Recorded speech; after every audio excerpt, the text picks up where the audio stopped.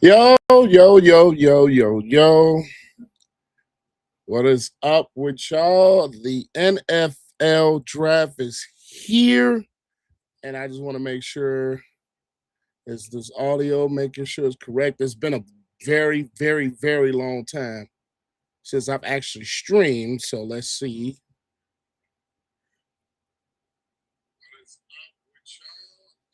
Let's see. There we go. Woo! It is officially draft night.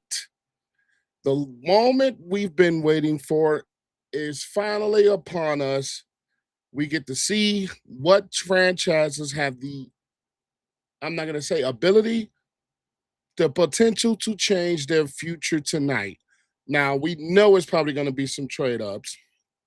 We know it's probably going to be some surprise picks. It is every single season, every single draft.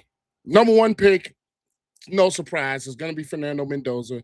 I hope the Raiders don't take all day to make the damn pick, but we shall see. And welcome, welcome, welcome. As things are still kind of setting up as we are right now. I just pray and hope this doesn't take as long as this did in the last couple of years with the NFL shortening the draft time this coming year. So I just kind of hope, and I put a big hope in front of that. It's one of those things that doesn't take all day. Now, we got a couple of questions coming into tonight. The biggest question for us Bears fans, because like myself, is what in the hell are the Bears going to do? Then what will the Cowboys, the Jaguars, not the Jaguars because they don't have their first round pick. What will teams like the Giants, teams like the Chiefs, teams like the Cowboys do with their two first round picks, the Cleveland Browns as well? You can throw them into the mix. What will they do with both of their first round picks? The Miami Dolphins are another team that has two first round picks. So what will they do is the big question. Now, I put mock draft videos out, but if you guys know, if you guys watched, I'm not the biggest draft expert as we speak. So I'm interested to see, as if, of course, you guys may or may not know, I am a big time Ohio State fan. So another thing that I personally will be looking for is to see where my Ohio State boys go, whether it's Caleb Downs, Sonny Styles, Carnell Tate, Arvell Reese, Cade McDonald, if he goes in this first round. I've seen a couple of different mocks where Arvell Reese is the number two pick. I've seen a couple of mocks where Cade McDonald doesn't even go in the first round. So we shall see how that goes. And the one thing that I'm kind of also looking forward to in this draft to see is where in the hell is Ty Simpson going to go? He's one of those players that's been polarizing a bit, where we're talking about a team that, or a quarterback itself, that he's been polarizing because a lot of teams are not high on him. He's had a bit of a struggle the last part of the season. He doesn't have the quote unquote measurables that you would kind of want to see in a quarterback. And I will let you guys know about myself and what I think about the quarterbacks in particular. Mendoza in particular. I don't think he goes number one in any other draft. This draft is kind of light when it comes to quarterbacks. Whether we're talking about him, Glusmeyer, Klubnik, and Simpson, I think in a different draft, he does not go number one overall. I don't believe he is a guy that goes number one. I personally don't believe so. Now, I think the Raiders' need of a quarterback is automatically putting him at number one. But not to give any slight, not to give any, let's say, downfalls or downplay Mendoza's ability, because he does have an ability to be a really good quarterback in this league. I really believe so. But I just think in a different draft, he may not go number one. And not to say he's definitely a first round talent. He's definitely a first round type of talent. I just believe in this particular draft where the quarterback market is a little small. Then we're talking about not a ton of teams realize, or not a ton of teams are going to take a risk, or needy teams are going to take a risk on quarterback. Whether we're talking about maybe the Arizona Cardinals, whether we're talking about the New York Jets, possibly, whether even if it's the Cleveland Browns, they may end up taking a chance on a quarterback. The Pittsburgh Steelers may take a chance on a quarterback because of the whole Aaron Rodgers situation. And it's draft night, and we still haven't even had a single update on it, which I'm actually kind of okay with, because I don't like the whole entire Aaron Rodgers drama and saga play itself out. So I'm really not a big fan of that. So that actually works out for myself because, like I said, the whole thing about Aaron Rodgers, it's an interesting way. I'll just say that. So as we go here, the Raiders are early on the clock, and at this point,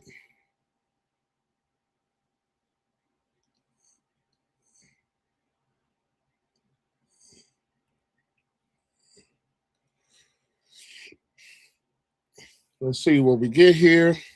Money Ant, shout out to you. Let me see. He says Caleb a giant. I agree. Caleb a giant. Or are you talking about Caleb Downs, or are you talking about Caleb Williams? Or first of all, what team are you a fan of? That's number one. I want to know what fan are you a team of? What team you're a fan of? As we go through a little things here. I know this is kind of awkward for me, guys. I don't really stream so much. I think I'm gonna get into it a little bit more, as we got 5 minutes and 21 seconds as we speak here on the Las Vegas Raiders pick. And we all know it's Mendoza, so no surprise here. So we're just waiting for the shoe to fall. I think the Jets are going to go either David Bailey or Arvell Reese. And I think number 3, let me remind myself of who picks third. Who picks 3? The Cardinals pick 3. So I don't think they're definitely not going quarterback here. They're probably going to take best player available when we're talking about the Cardinals. So this draft is going to be.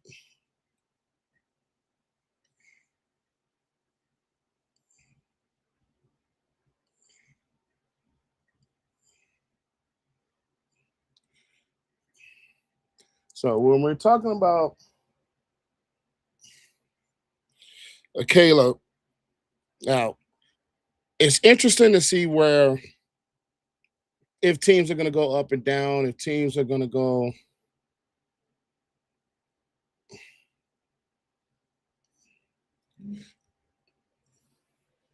As they show my Ohio State boys, Reese Styles Downs, y'all, you guys know I am probably the biggest Ohio State fan, one of the biggest Ohio State fans. So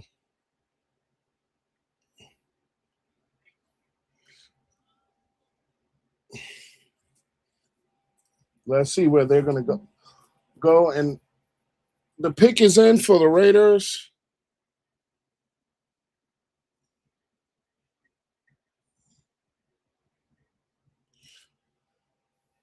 The pick is in. We all know it's going to be Mendoza. So let's just wait for the official word.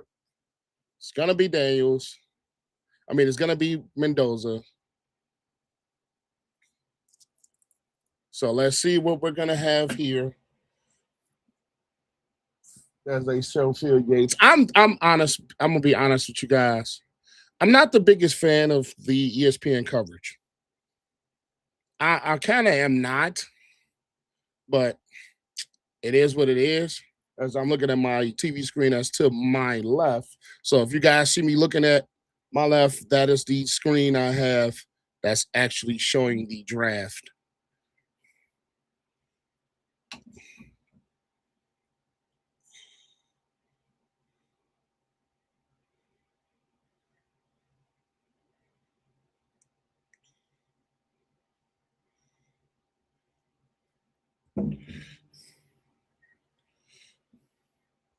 Let's see. Oh my God. See, this is the part that's gonna piss me off about this draft. About the draft in general. This is the part that's gonna piss me off. Is that we're gonna be in here all day. The Raiders are going to the board as Roger Goodell is now stepping out.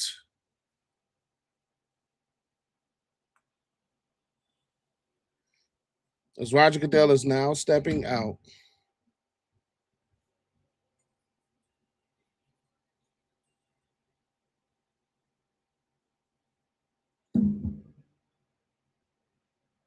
Yeah, Fernando Mendoza is officially the pick. As surprise to no one. Surprise to absolutely no one, as Fernando Mendoza is now officially the Las Vegas Raider quarterback of their future. Now, my thoughts on this. I said it before this pick. I don't think Mendoza goes number one in a lot of other drafts. I don't. Whether we're talking about Arch Manning that could come out in 2027, Julian Saying that could be the possibility to come out in 2027. Whether we're talking about Dante Moore from Oregon that can come out in 2027. And if Dante Moore comes out this year, he's probably going number 2 to the Jets. But Dante Moore elected to stay in school. I'm actually, on another note, I'm actually surprised Dylan Raiola transferred to Oregon, but that's neither here nor there. But Fernando Mendoza is the number 1 pick. They signed Kirk Cousins to possibly, if he doesn't play right away, I personally believe Mendoza doesn't play right away. That's just maybe my opinion. Mendoza doesn't play right away because I don't think you pay Kirk Cousins the money that they paid him to essentially just flat out be the backup. And also shout out to Kirk Cousins' agents because boy, he's always getting a crazy type of a deal. He's always getting a crazy deal. Always. So shout out to his damn agent. I want his agent to be my agent at this point. Damn. But Fernando Mendoza is officially the number 1 overall pick of the Las Vegas Raiders. Now we have the New York Jets on the board. Now this is going to be an interesting spot because you got 2 players that could possibly go in this spot. Whether we're talking about a guy like a Arvell Reese, whether we're talking about a guy like a David Bailey. Either one of those 2 guys can go in this spot. I personally would not want to see Ohio State guy on the Jets, and that's just only because the Jets are the Jets in the organization is a mess right now. Geno Smith is the quarterback going into the year, but who knows how long he's going to last as a starting quarterback. As we see, we have the Arvell Reese, and we also have the David Bailey spots available. I personally think they might go David Bailey here. We shall see how that is going to end up. But like I said, I personally just really believe they're going to go David Bailey here. I kind of believe so. And David Bailey is a really good talent from Texas Tech on that defense. That was one of the better defenses in college football this past season, along with Ohio State's. That was a top defense in college football this past year, which is the testament to the picks they have that could be in this first round, whether it was, like I said, McDonald, Reese, Styles, Downs. It's a lot of picks that can be for Ohio State in this draft.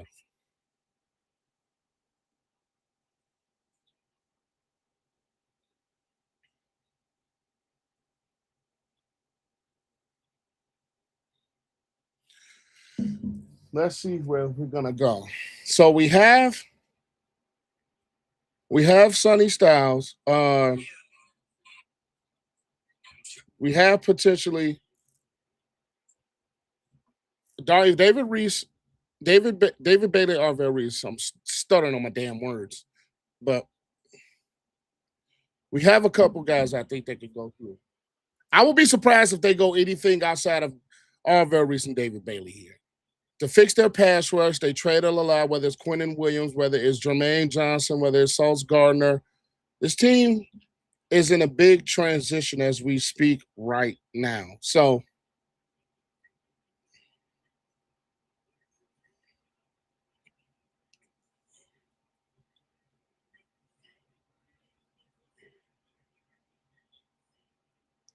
let's see, where are they going to go? The pick is in.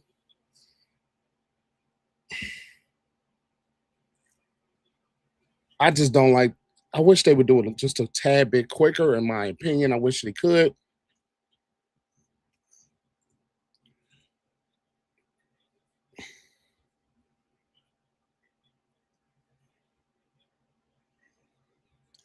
Let's see.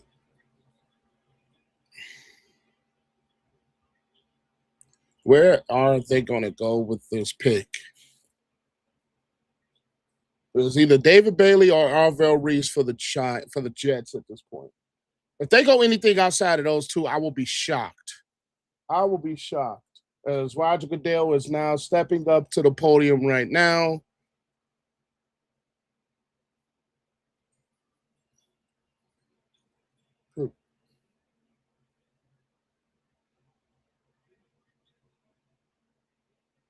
David Bailey is the pick for the New York Jets. I'm not surprised. Defensive end, edge rush type of guy that helps this defense that didn't turn the ball over. It did get an interception at all last season, and I mean at all, which is a big shock when we're talking about NFL circles, that a team doesn't have a pick, no interceptions, none.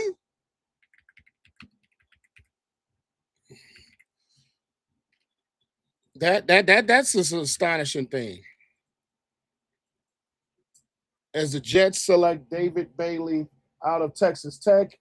Now, Arizona could go a couple of different ways as they introduce David Bailey. Arizona could go a couple of ways with their next pick. Could they be the shock of the season and take Ty Simpson here? Possibly. But all signs are pointing towards the Cardinals going into this year with a guy like Jacoby Brissett at quarterback and Gardner Minshew. Could they take Francis Michael?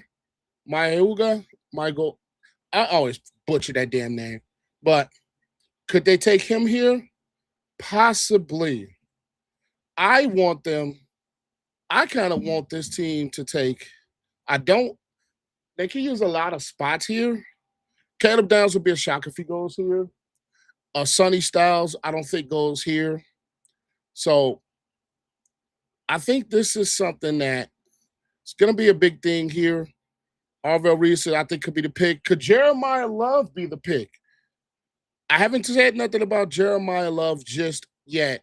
Now, Jeremiah Love is one of the more interesting prospects in this draft. And I say that because the money that you're going to have to come up with a first round early pick running back has him already in top 10 money as far as running backs go in this league. So if your choice is to take a running back this high, you're paying him top 10 salary for a running back. And will teams be willing to do that? Now, Jeremiah Love is one of those players that has a ton of ability as far as being a wide receiver, or you can line him up out there, his physicality, his ability to run the football. Very dynamic football player. But the risk that comes with him is the salary. And I think that's the biggest thing that comes to a guy like Jeremiah Love, is that will he necessarily be one of those top players that's selected? I have a question. I kind of question that for the salary cap reasons. Now, the Cardinals are a football team. They can use a running back. The Cardinals are a football team that can use a running back. The Cardinals team can use a lot. Quarterback, running back, they can use a little bit of wide receiver help, but I don't think they get that. I just think if you are the Arizona Cardinals, You could probably go Arvell Reese at this selection. You could go Mayoga out of Miami as a tackle selection out of this to help boost your offensive line. Sonny Styles, maybe. Caleb Downs can really help the back end of your defense with Buda Baker. Who knows what he's going to look like as he starts to get a little bit older in age and he starts to maybe want out. Who knows? I had a feeling that Buda Baker was going to be gone from the Arizona Cardinals the last year or so. I had a funny feeling he was going to be out then. As this team tried, it kind of transitions from the team maybe they had 2021 where Kyler Murray looked like an MVP at points. So it's interesting to see where they go. Now, where I would do if I was the Cardinals is I would select the versatility of an Arvell Reese or trade back if you want more picks. Because like I said, this Cardinals team needs a lot. So if they ended up trading back, I would not be surprised. If they ended up selecting Arvell Reese, I would not be surprised. So David Bailey, good football player. Jets. I think Arvell Reese is probably going to go here. I think that would be the safe pick or the better not better selection, but the pick that can use his versatility. And guys, I've watched every single game of his at Ohio State. The way he can close on faster quarterbacks, and his game speed is crazy. And his versatility to either play that middle spot or play linebacking spot, the off-ball spot, or he can go up and rush the quarterback. Kind of similar to what Michael Parsons did when he was in college at Penn State. It's very similar to that, in my opinion, of what a guy like an Arvell Reese can bring to a football team. So the Cardinals pick is in, and it's interesting to see that what are they going to do? Where are they going to go? So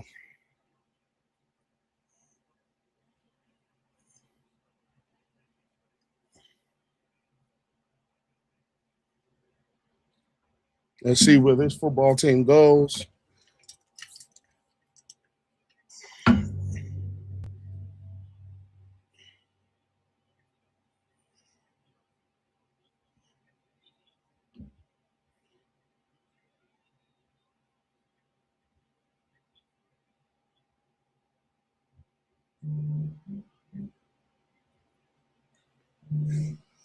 Where will the Cardinals go? The Cardinals pick is in. So it doesn't look like they're going to trade it. As I possibly thought they could have done, they could have traded the pick, but it's not traded. So let's see where the Arizona Cardinals will go as Commissioner Roger Goodell is moving up to the board.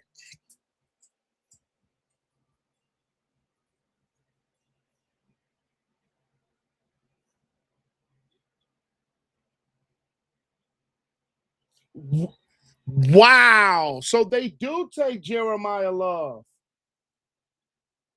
Wow. I didn't think they was going to take Jeremiah Love. I did not think they was going to take him. I did not think they were going to take him. Wow. I did not think they was going to take Jeremiah Love. Didn't think so. Didn't think so. Wow. So the Cardinals select Jeremiah Love. Wow. That is a shock. That is a shock. I just figured this team was going to go defense. I had a feeling this team was going to go defense. Not to say that Jeremiah Love is not a good football player.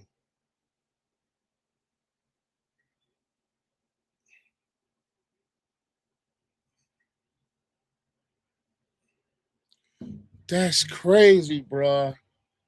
That's crazy. Wow.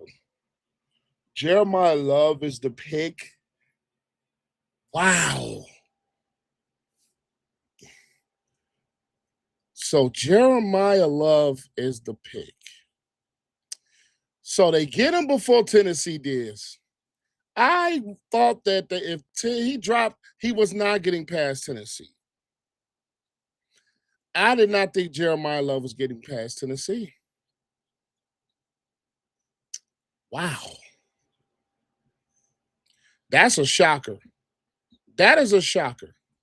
I didn't think he was getting past Tennessee. I ain't gonna lie to you guys. I did not think he was getting past Tennessee. Wow. I didn't think the Cardinals were gonna pick him. And if the Cardinals they picked out, if they was to pick Arvell Reese, the Titans was gonna pick him. Wow. I didn't see this coming at all. Even though there were some hints, but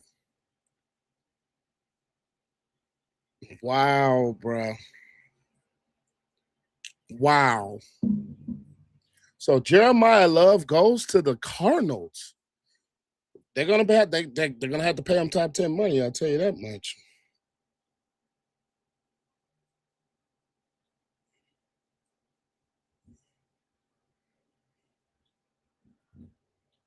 That's I swear, guys, I did not see this. I did not see this. I did not see this. I did not see this happening. I did not see them taking Jeremiah Love. Wow. So Tennessee is probably going to go Arvell Reese or Sonny Styles possibly. But I just think the player of a dynamicy of an Arvell Reese, he doesn't go past Tennessee. I don't see a scenario where he goes past Tennessee. I don't. And they have Arvell Reese as the best available player. They have Ruben Bain as the best fit.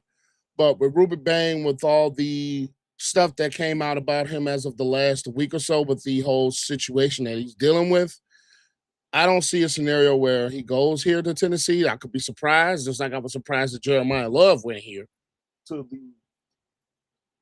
the Cardinals. But Arvell Reese, I think, is the best. I think is the pick here.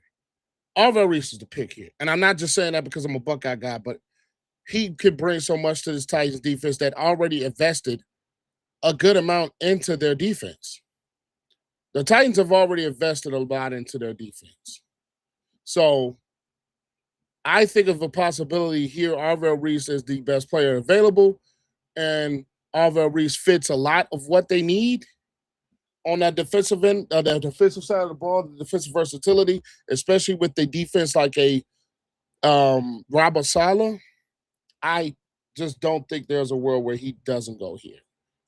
I could be wrong because I was wrong on Jeremiah Love. I didn't think Jeremiah Love was going to go this to the Cardinals.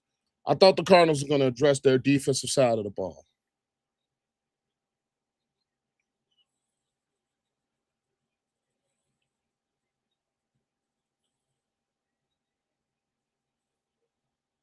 Yes, I did not see this coming.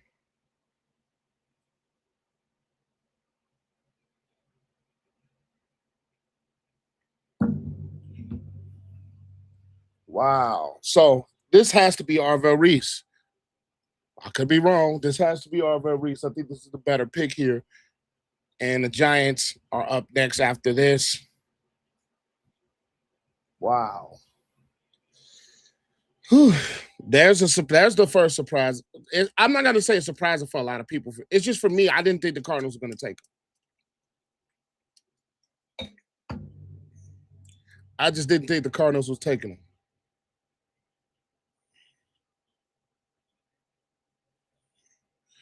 Woo. Mm.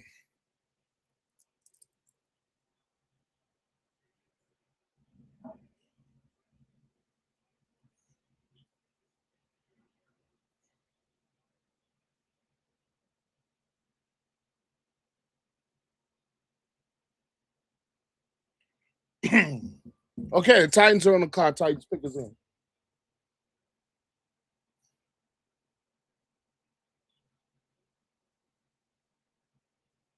Cornell. Hey.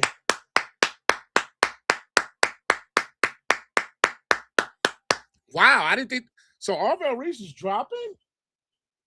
Hey, I'm always gonna be happy for my Buckeye guys. I'm always gonna be happy for my Buckeye guys. Carnell Tate goes to the Tennessee Titans.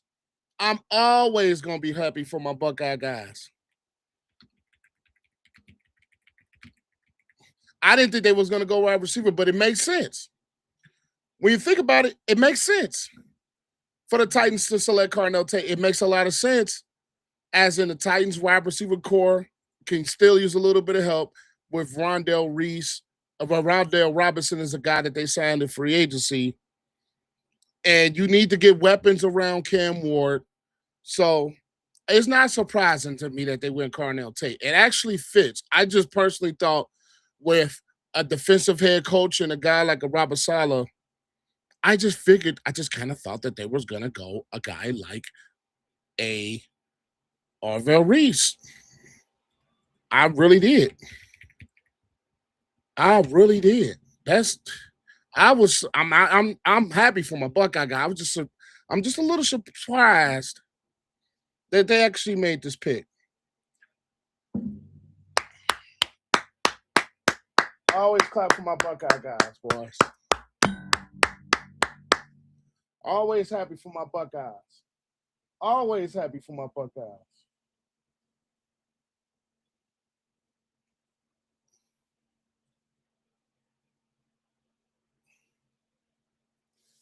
Let's go. Let's go. So my first Buckeyes taken off the board, Carnell Tate. And the Giants pick is in. This is probably going to be Arvell Reese. No, I take this back. This is probably Caleb Downs. Giants pick is in. It's probably going to be Caleb Downs. Arvell Reese is the best player available that can. The Giants could possibly use some help on that offensive line. This could possibly be Caleb Downs. As we look here, the best available player is still Arvell Reese. Layuga out of Miami is the best fit. But I think in the back end of their secondary, and I think that's where the Giants have kind of struggled a little bit. I am thinking that Caleb Downs goes here. I think Caleb Downs is the player that goes here. Giants have 5 and 10 after the Dexter Lawrence trade, which I think the Giants could have got a little bit more than a first round pick. They could have got a third, but when they being a top 10 pick, I think they kind of changed the dynamic of what they could have gotten. So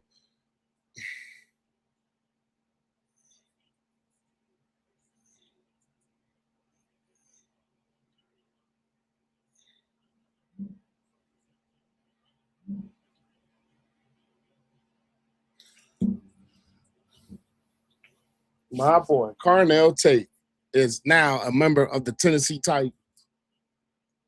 Pair him up with a guy like Cam Ward, and Cam Ward showed flashes in his rookie season, so I think that can do some magic. That can do some absolute magic.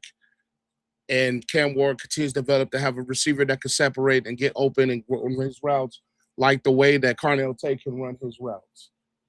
So I'm happy for my boy. Okay, we're going to go to a break. All right, guys, we're going to take a small break here.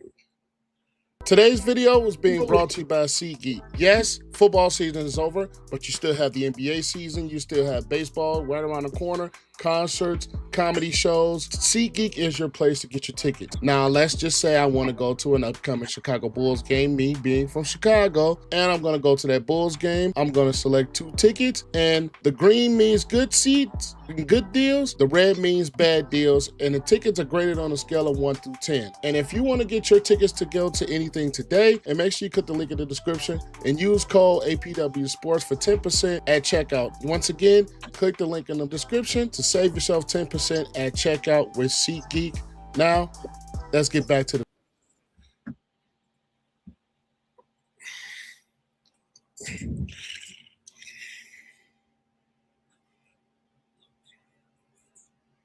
Let's go. Let's see. All right. So the Giants pick is in, and they're on a commercial during this time and period. So I'm assuming for the Giants, I'm assuming that this is going to be Caleb Downs because they do need safety help. Wide receivers going off the board, which could have paired with Malik Neighbors to help Jackson Dart develop. So that is off the board. You could defensive tackle, I think, is a little too high here. They could go offensive line. Corner, I think, is a little bit too high here.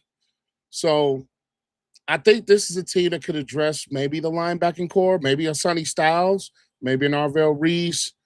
But I just think at this point, the Giants with Carnell Tate and Jeremiah Love being off of the board, too surprising.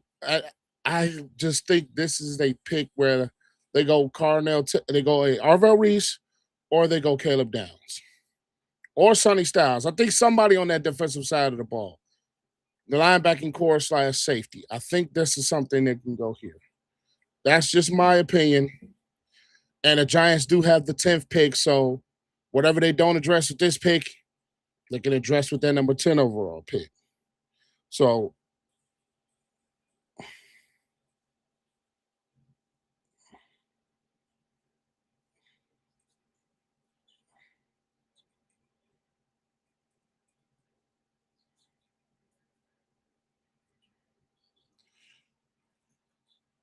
wow.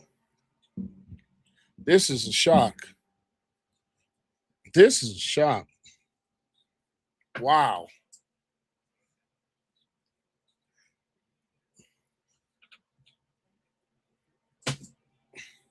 So we see Caleb is getting, let's see.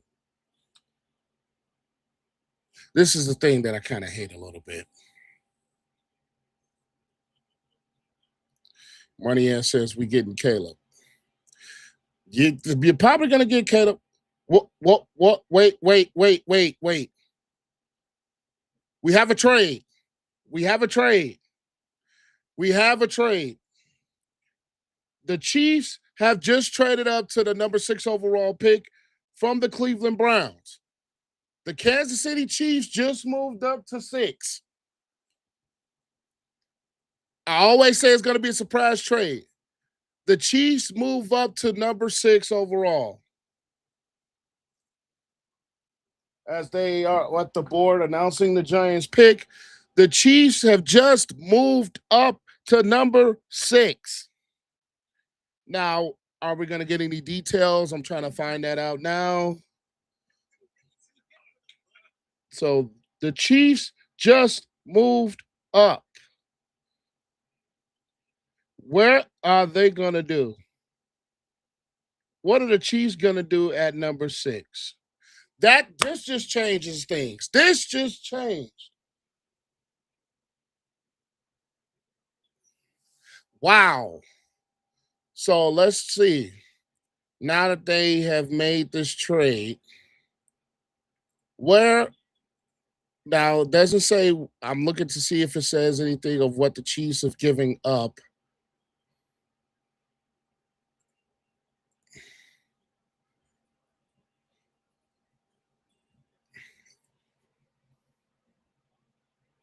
Arvell Reese is the pick for the New York Giants. My Buckeye back. I had a feeling they was going to go Arvell Reese because of his versatility. He's a very versatile football player and could be very useful for the Giants in the John Harbaugh type of team. Arvell Reese fits this team.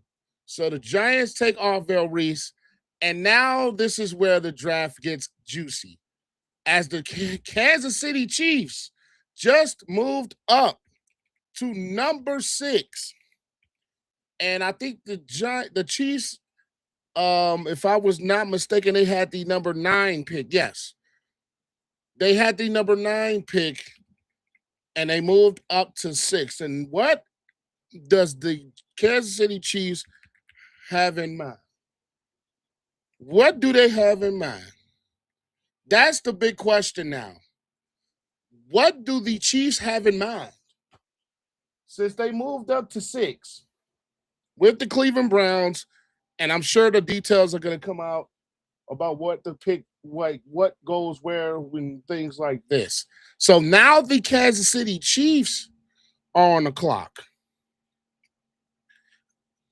Wow. So what do let's look and see what the Kansas City Chiefs could possibly have in mind that they moved up to number 6.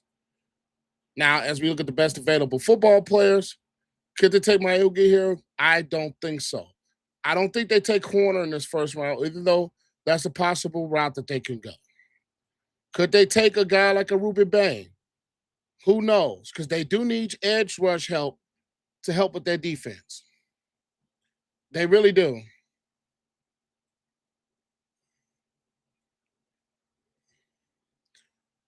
They really can use some help on that edge rush. So my boy, Buckeye greatness, Arvell Reese. Y'all know I got to root for my Buckeye guys. I have to root for the Buckeye guys. Got to. Wow. This just changed the draft. This just changed.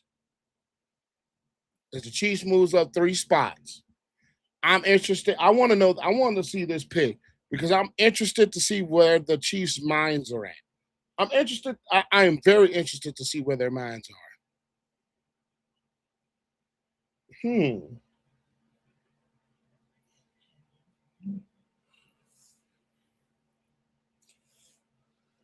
Wow. What are the Chiefs thinking? And the pick is in according to this. I'm looking at, like I said, my TV screen is to my left. What are the Chiefs thinking at this point? Who are they moving up to select?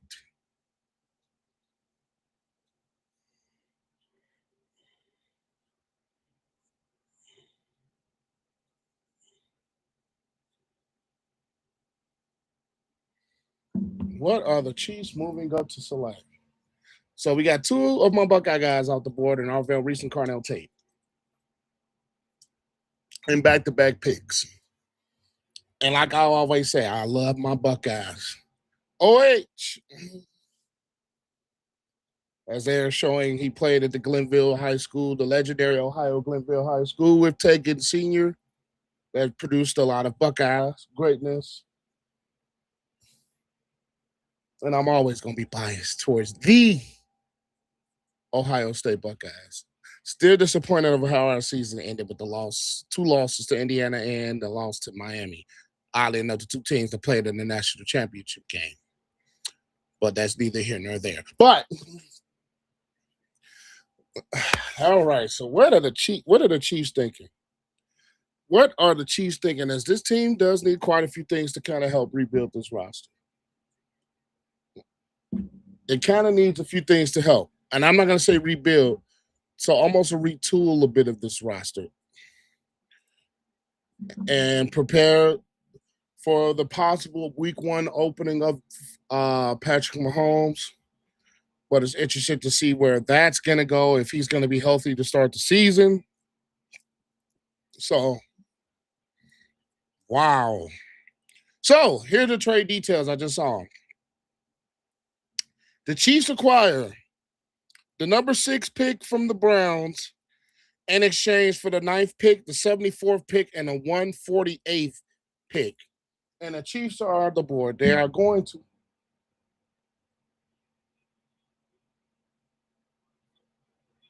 Wow. Mansour Delane.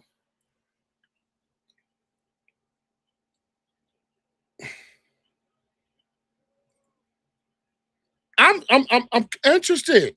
I'm interested. Mansour Delane is the pick here. I'm looking.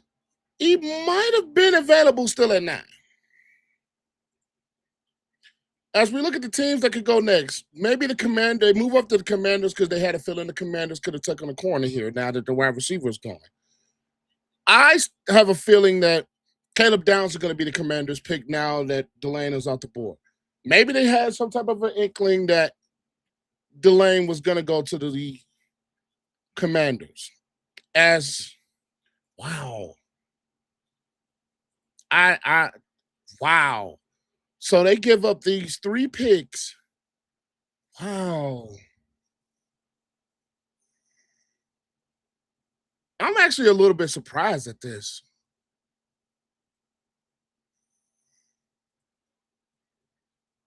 I'm surprised. I'm not going to lie to you guys. I'm actually surprised at this. As the Saints, they possibly could have went corner as we take a look. The Saints could have possibly went corner.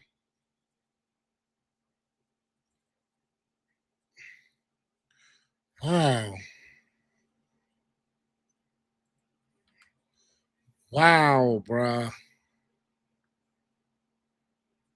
I am a little shocked by this. I'm shocked.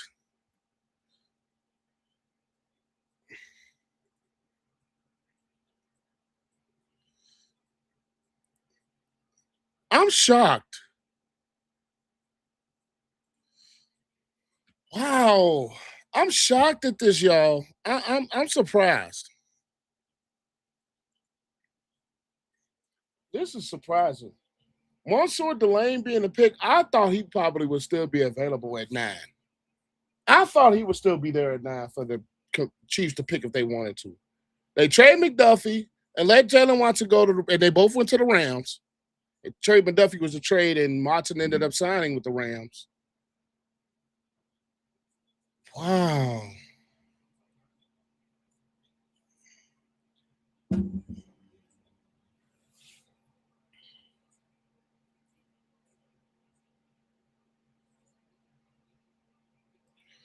Ooh. This. Wow, bro. This is a little shocking. This is a little shocking. I thought Delane would have still been there available to go. Wow.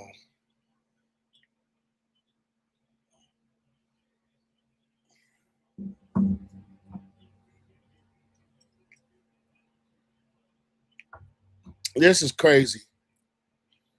I thought Delane would have been there at 9.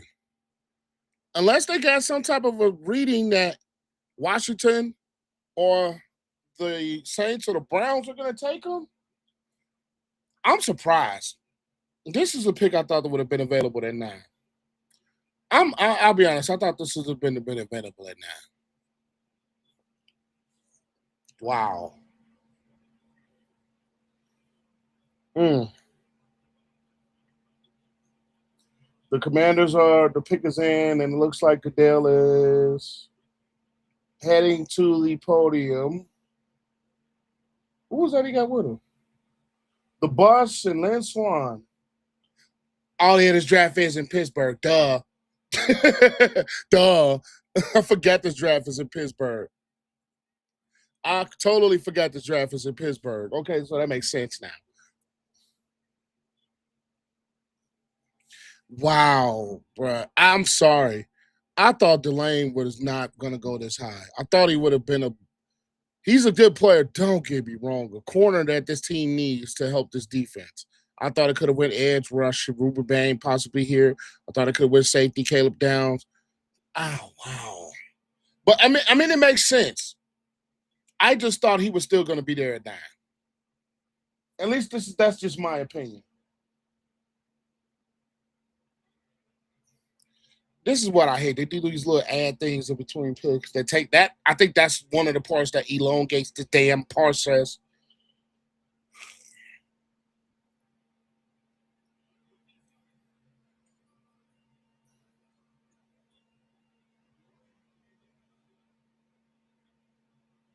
Sonny Styles.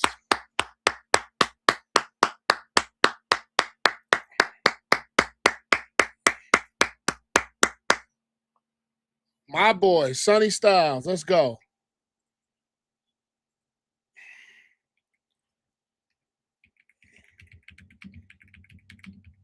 Let's go. My boy, Sonny Styles is off the board to the Commanders.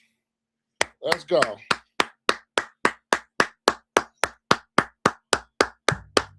I'm always applauding my Buckeye guys. Buckeye greatness.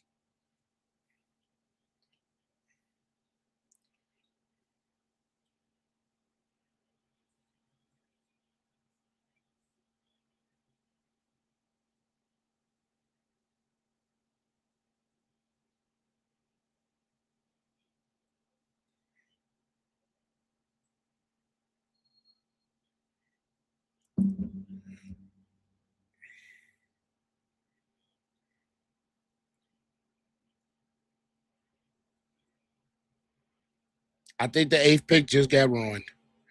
I might have seen something that they said the 8th pick, who the 8th pick is. I'm not going to ruin it for y'all, but I just might have seen something that gave away what the number 8 pick is.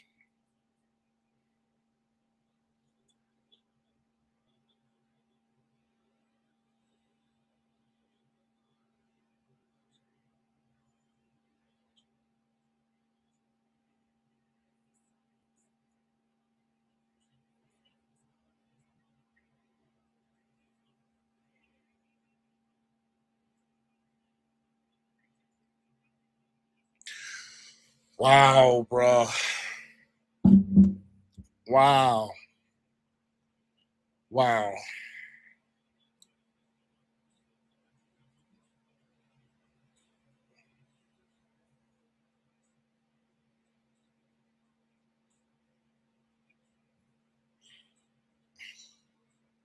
The Saints pick is in, and I need to stay off social media a little bit because it just got ruined. If it what happens, it happens.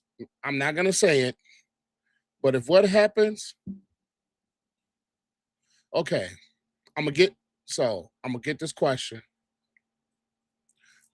So he says, "What are your thoughts on the stadium drama?" I'm gonna get to that. They haven't announced the picks yet, so I'm gonna get to it now. My thoughts on the damn stadium drama is number one, I'm sick of it. It's been 3, 4 years now. It's been about 3 or 4 years now.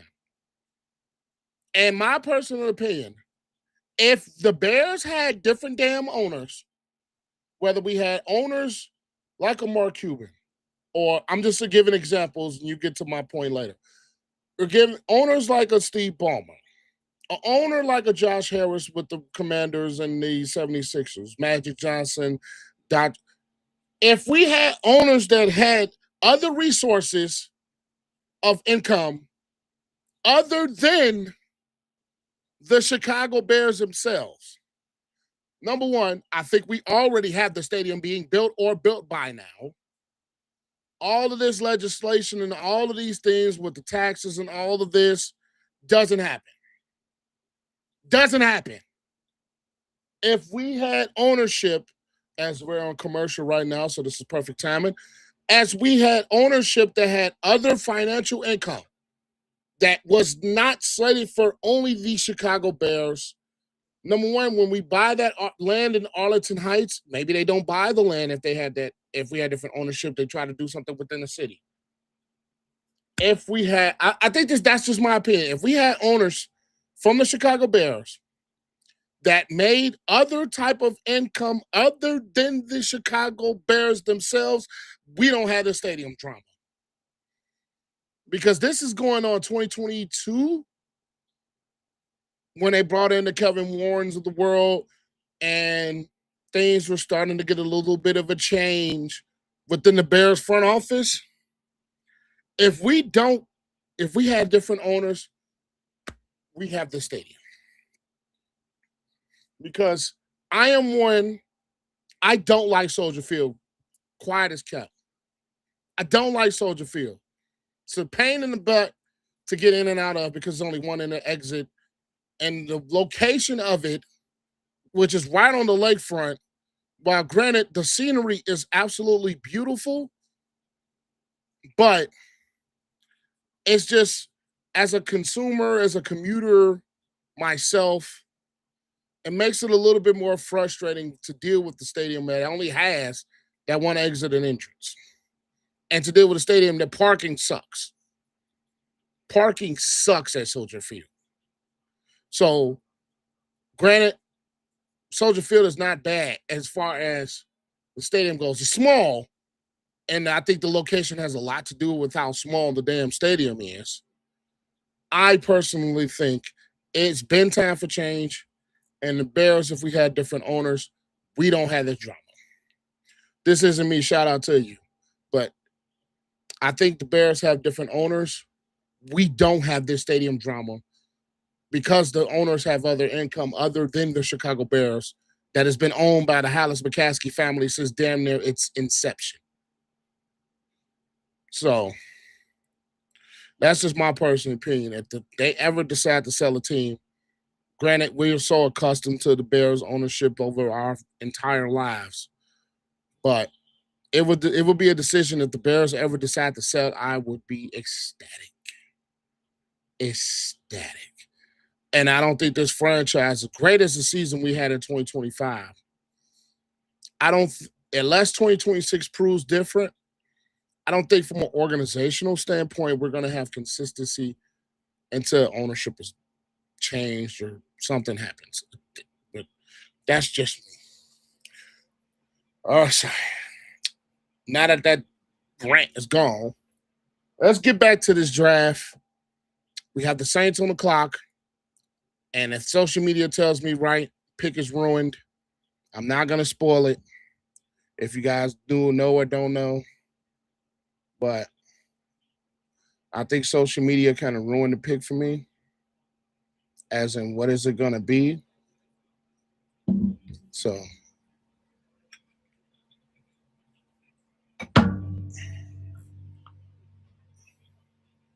if it's what I say,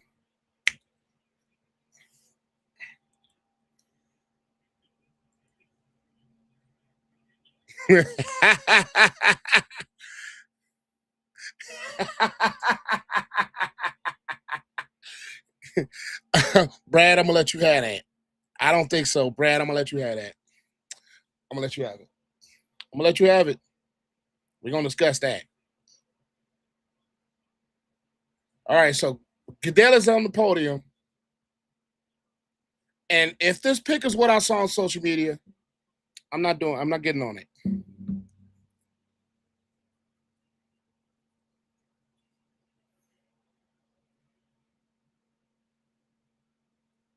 What's going on?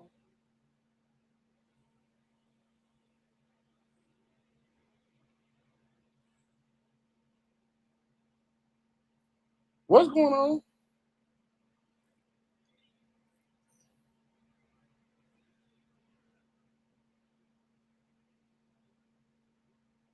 Yeah, it's Jordan Tyson. I'm not getting on social media. I'm staying off of it right now. I'm off of social media. Pick got ruined. I'm not doing social media. I'm not looking on it. Pick got ruined. Pick got ruined. So it's Jordan Tyson out of Arizona State, a wide receiver. I had a kind of feeling that it was going to go wide receiver if Jeremiah Love didn't slip and get some help outside of Chris Olave, another first round receiver from the wide receiver university, the Ohio State University. Just to say it again, the wide receiver university is the Ohio State University. But now that Jordan Tyson is with the Saints, I'm interested to see because Jordan Tyson, he has had a bit of injuries throughout his tours with Arizona State. So it's interesting to see if that carries over to the NFL because there's been times where players have a little bit of injury history in college and they get to the NFL with the proper nutrition and all of that they're afforded with their franchise and they don't have those injury histories. So let's see if that is a change. But I'm not, this is a pick that doesn't surprise me, mainly because the Saints are in a position where they need a wide receiver help to help continue to build a guy like Tyler Shaw, who showed tremendous flashes within his rookie season. So this gives them a bigger boost to their wide receiving core to have somebody outside of a guy like a Chris Olave, where they traded Rashid Shaheed in the midst of last year. I think they released or traded Brandon Cooks in the midst of last year, and the wide receiving help wasn't necessarily the best after those two factors. So the Saints selecting Jordan Tyson is not a surprise. It helps this football team tremendously as far as what they're trying to build on that offensive side of the ball. To try to be more consistent.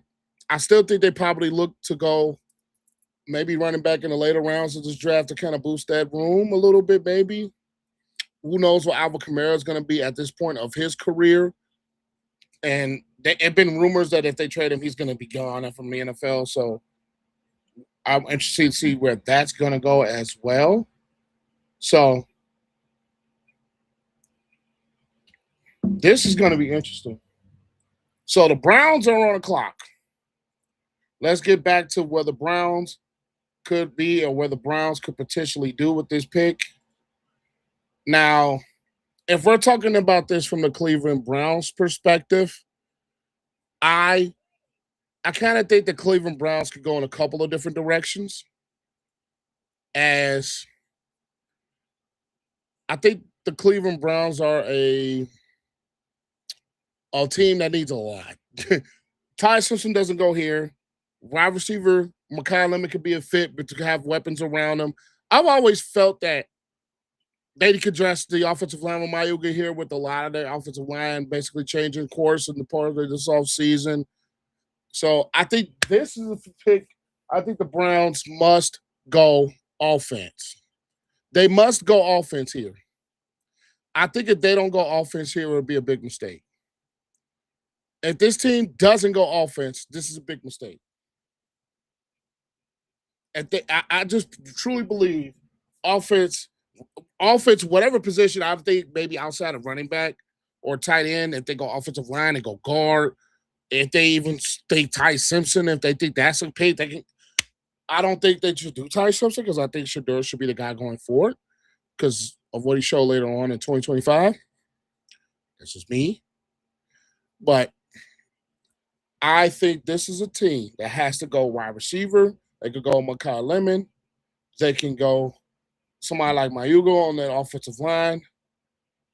They can go maybe Kenyon Sadiq at the tight end position, even though I don't think they will.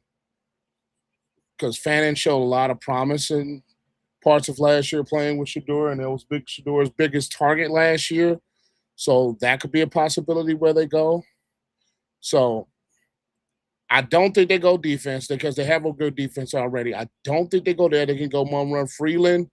They can go a couple of different ways on the offensive side of the ball. Maybe they go Kate. Who knows? I think this is a pick they have to go offense. And Mayuga sounds like this could be the perfect spot for him as this team is decimated on an offensive line. So Goodell is walking up to the board now as we speak. So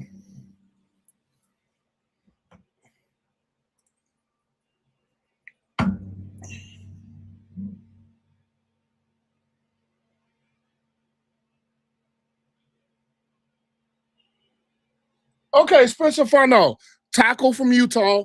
Good pick here. They need offensive line help. This is a team that, like I said, all of the offensive line starters from 2025 were free agents. So they go a guy like Spencer Fernando here. And this makes a ton of sense. 6'5", 311, physical. He's very strong. I think this is a very good pick here. And a team that really needs offensive line help. I think this is a brilliant pick. This is brilliant. Absolutely brilliant. Really good football player. A lot of teams I've seen mocks where they had him go a little later. But for the need of the Cleveland Browns to address that offensive line, absolutely brilliant pick here.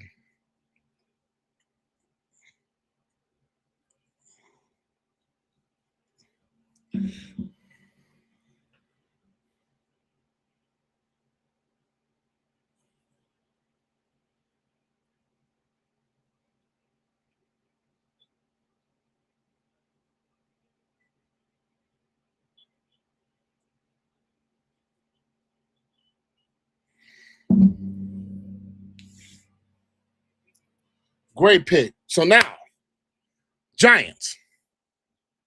The Giants. I think this is some guy like Caleb Downs. I think this is Caleb Downs. You address your safety position. Okay, they're already on the board.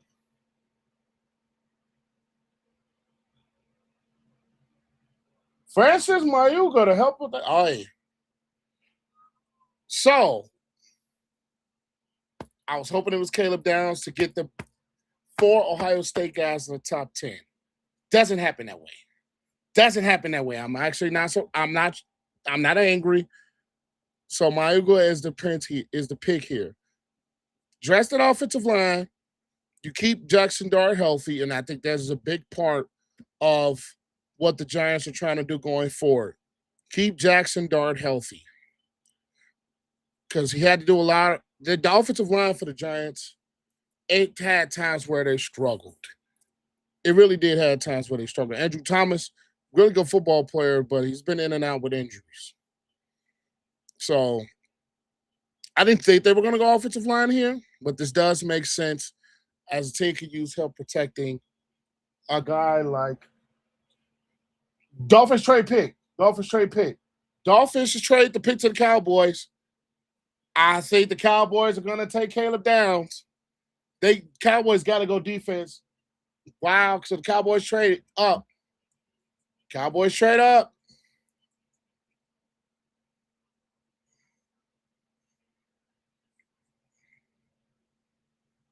I'm not looking at social media. I'm just responding to a text because I'm not looking at social media because I've seen it. They've ruined it. They ruined it for me. So I'm not going on social media. And the Cowboys pick is in, so I think they're moving them with a little bit of quickness.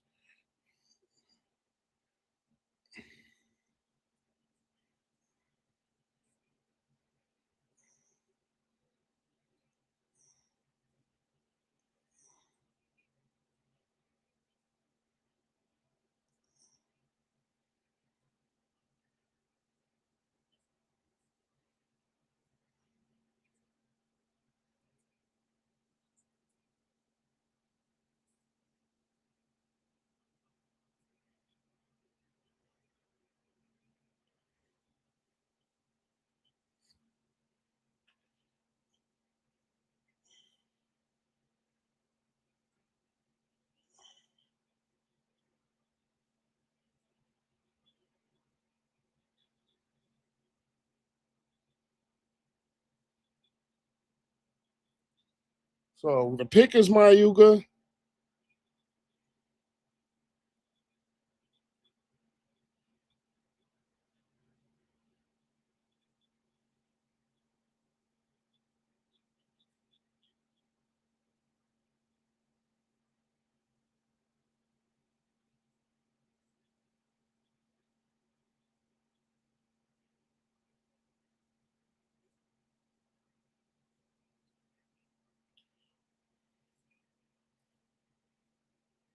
So the Cowboys are moving up, and I have a feeling this is Caleb.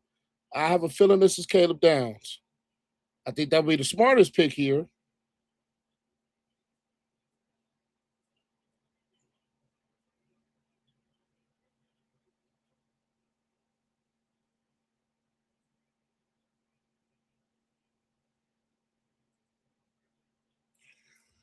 This has got to be Caleb Downs because I think he's the best player available on this board, and he fits what Dallas needs, and that's helping their secondary. So Caleb Downs has to be the pick. He really does. Caleb Downs has to be the pick. He has to.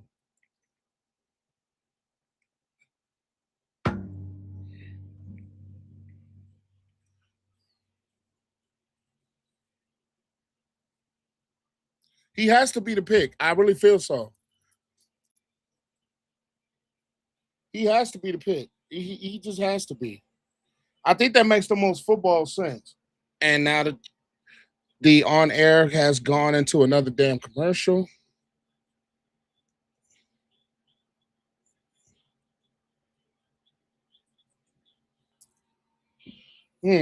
So Caleb Downs has to go here. I think this is a smart pick. I think this will be the safest or smartest pick for them to go here. I got it. I keep forgetting. Let's see. Where are we at? So the Cowboys move up a spot. So I think from the Cowboys' perspective, and we're gonna probably let me see if I can see where I don't want to go on social media because it's probably gonna ruin the damn pick. But I have a feeling this is Caleb. I have a feeling this is gonna be Caleb. This has no other sense but for it to be Caleb Downs for the Cowboys. So money and I'm done.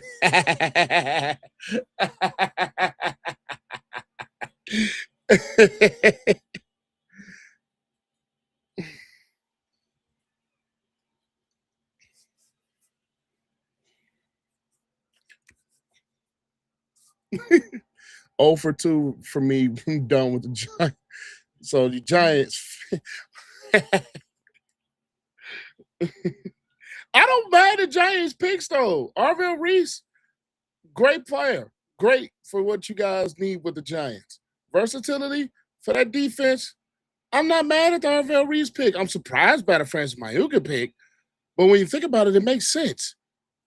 You add more protection on that line, even though looking at what the possibility of the offensive line for the New York Giants could be.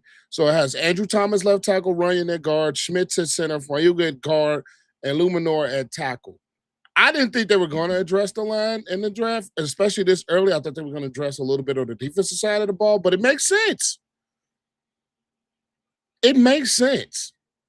Arvell Reese, great pick. Caleb Downs could have been a great pick to add to that defense, which can use some help on the back end of that defense. It could, yeah, it could have, but do I agree with it? No. Does it make sense? Yes. It makes sense. Could have had Sonny and Caleb. You got Arvell Reese.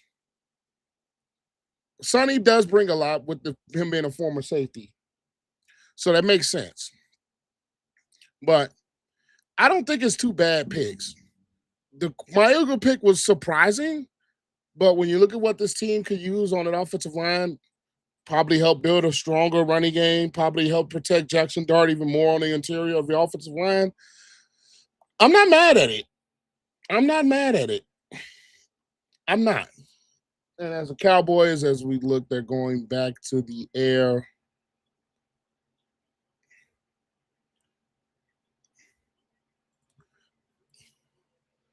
Cowboy, I think this has to be Caleb. This has to be Caleb Downs.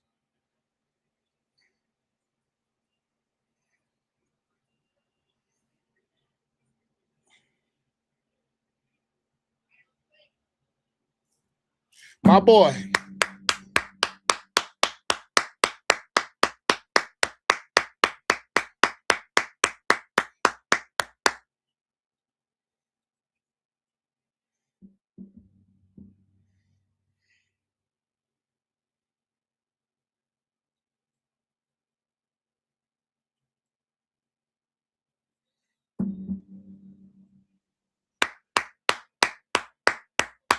I'm always going to root for my Buckeyes. That's one thing. Well, be sick. Cowboys just got Caleb. Be sick. Cowboys just got Caleb. So, be sick. Cowboys just got him.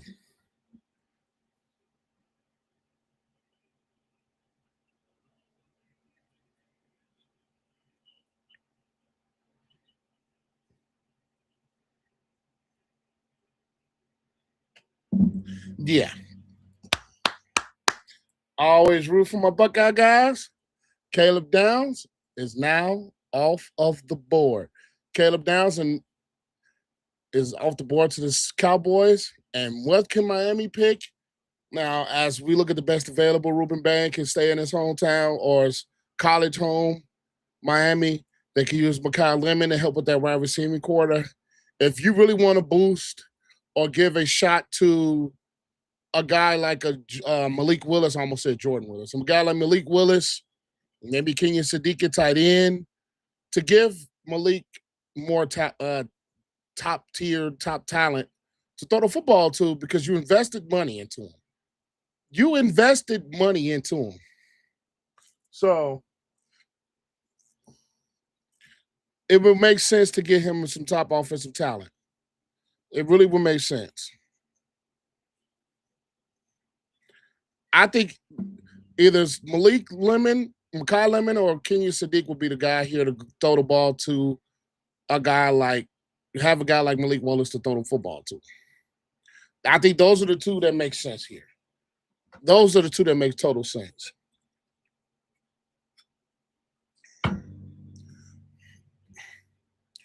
I think those are the two guys that make sense here is throw the football to. Makai Lemon, Kenyon Sadiq. You got to have talent around Malik Willis. If you want to invest in a quarterback like that, and then you trade away Jaylon Wilder, you release Tyreek Hill, you still have Devon Achane, who's looking for a contract at this point. You have to have guys around Malik Willis. Now, I get it. The Dolphins are in a transition track. They're in kind of a transition phase where they've gotten rid of guys like a Chubb, and over the past few years, Tua's gone. Like I said, Waddle and Hill are gone. Jalen Phillips has been traded last year. They're going in a bit of a transition. Now, will the Dolphins be any good in 2025, 2026? I don't think so. But if you want to continue to build this football team and you want to have some trust, you sign your quarterback and you want to have some trust in him, you get Makai Lemon or you get Kenyon Sadiq. Now, will I be surprised if they go a defensive route? No. I wouldn't be. But I think you get more around him because the offensive weapons for the Miami Dolphins don't look great. They really don't. And with head coach Jeff Hafley, who had one of the better defenses in the league over the past 2 years in 2024 and 2025 with the Green Bay Packers, and they brought the Packers to run the front office as well. I would not be surprised if the Dolphins go defense, but it's something that I think you need to address the offensive weaponry. You've got to address your offensive weaponry. I think that's just me and my total opinion. Because I don't think the offensive skill sets, the offensive weapons for the Miami Dolphins are the greatest at any facet of the game. I don't think they are in a great point. I don't. Let's see where the Dolphins go.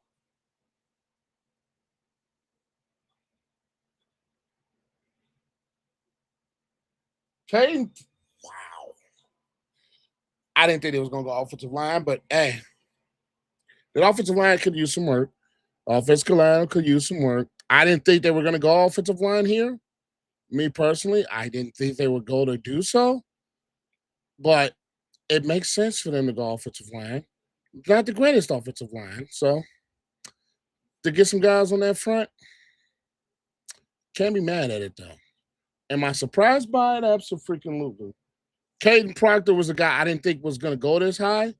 I've seen a lot of mocks where it had Caden Proctor down, but looking at this offensive line where you have Patrick Paul, Senevere, Brewer, Slate, it's not surprising that they went to offensive line. Did I think they were going to go offensive line? No. I didn't think so. I personally didn't think so. I didn't. So we look at what the Dolphins have. They select Caden Proctor. Now the Los Angeles Rams are on the board. I think already the Rams have one of the more complete football teams, and they can go in any direction. Now, Kenyon Sadiq is a guy that makes sense here to help at that tight end spot. It makes a ton of sense to go Kenyon Sadiq here. It does, at least in my opinion. It does. I like Parkinson. Higbee has a bit of injury questions. Ferguson I really liked. I liked Ferguson last year. Kenyon Sadiq can make some sense here. They can go a lot of directions. They can. They don't. This team is one of the more complete teams. You add Jalen Watson. You have Trenton McDuffie. Matthew Stafford reigning MVP. Kyron Williams and Blake Corum ran the football really well. Nakua, Adams. They can go a lot of different directions here. Is that I don't think this team is like in desperate need of a ton.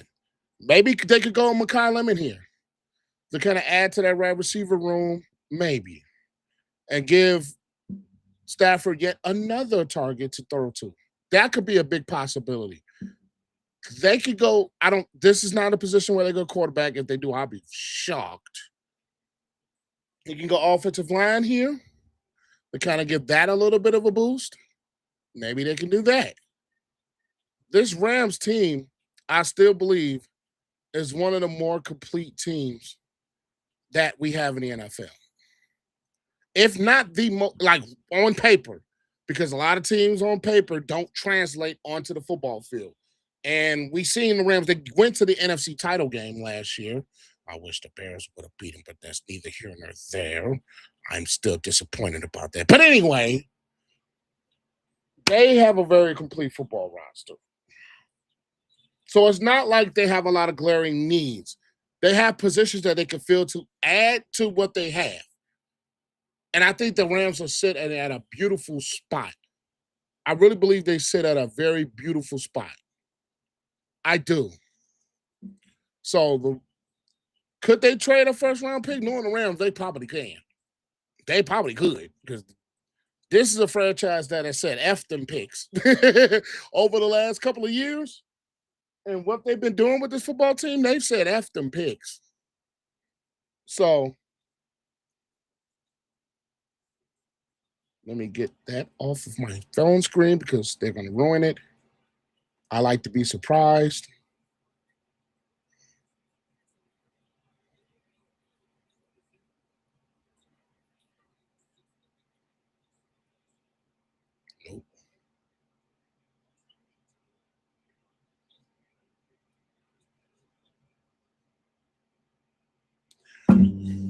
Nope. This is interesting.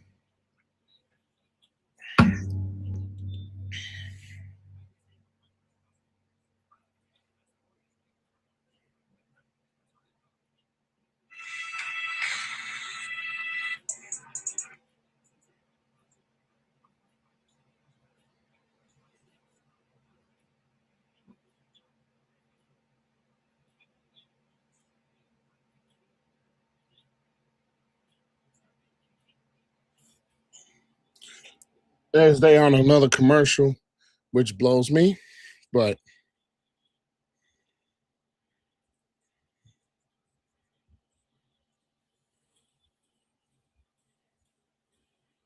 sorry guys, I'm just responding to a couple of texts. Sorry about that.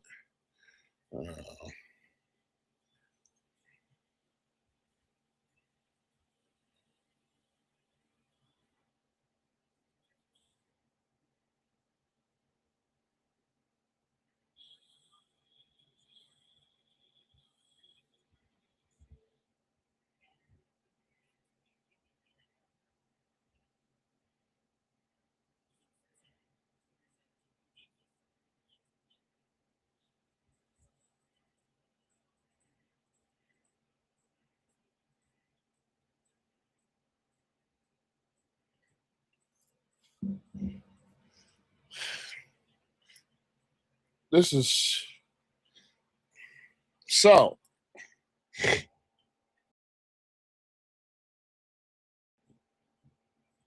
Now, oh yeah, I just want to make note. Shout out to the people that are watching on my TikTok page as well. Forgot to mention this. I am streaming this on my TikTok side as well as my YouTube side.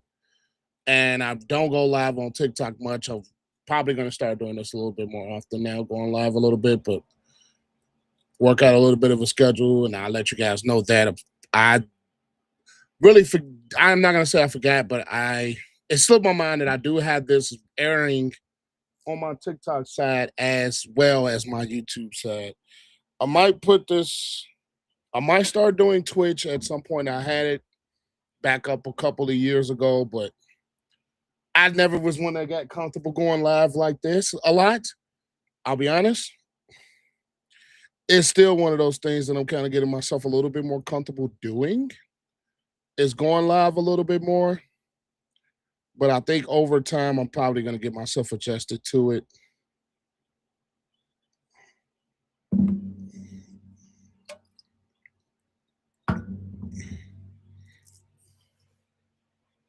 The Rams pick is in. And let's see where they go with this. Now, for Bears fans, what do you think the Bears would do at 25? What do you think the Bears would do at 25? I'm interested to see what you guys think about that. What will the Bears do at 25?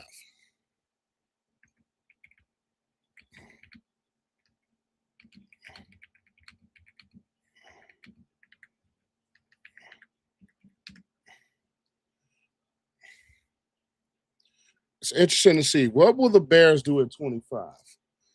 Now, the Rams pick is looking like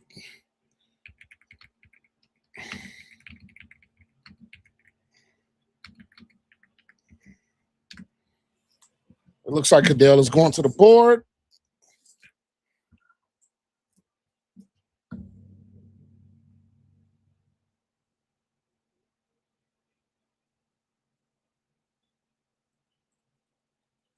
Wow!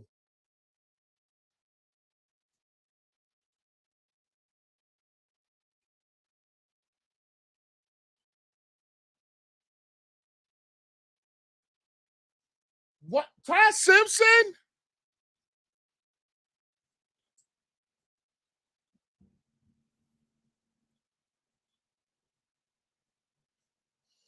Woo, boy, that changed. Boy, Ty Simpson.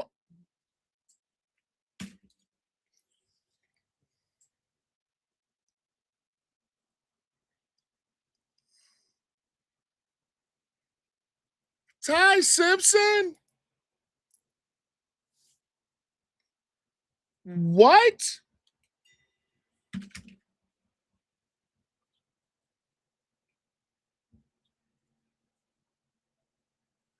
Ty Simpson is the pick?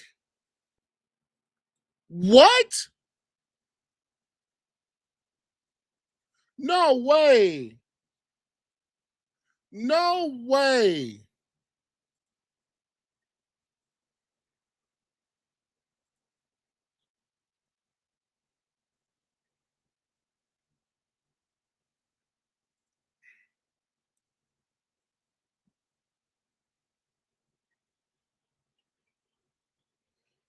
Wow.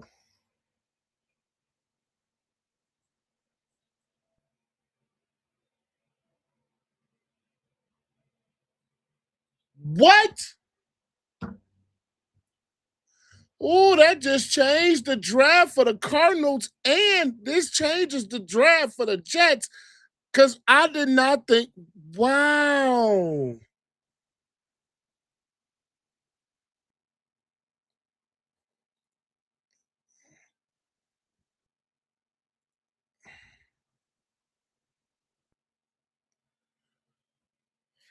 Wow, bro.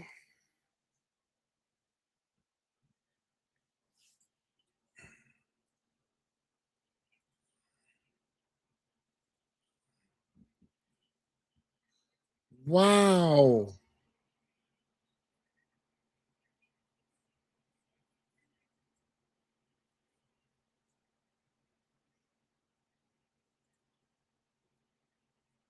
I was not expecting Ty Simpson to go to the Rams. I get it. You get your Aaron Apparent quarterback behind Matthew Stafford. If you believe in a guy, it's always been said. If there's a quarterback you have high belief in and you have faith in, you pick him. And especially in a situation like the Rams, it makes sense. You get the Aaron Parent behind Matthew Stafford, who, for all intents and purposes, is at the back half of his career, despite having probably the best season of his career. He doesn't have to, he doesn't hit, he's a guy, and it's kind of like the Jordan Love of a couple of years ago in 2020. He doesn't have to play right away. And I think that benefits Ty Simpson's development is that he's not rushed to start right away. That makes all of the sense in the world from when we're talking about team standpoint.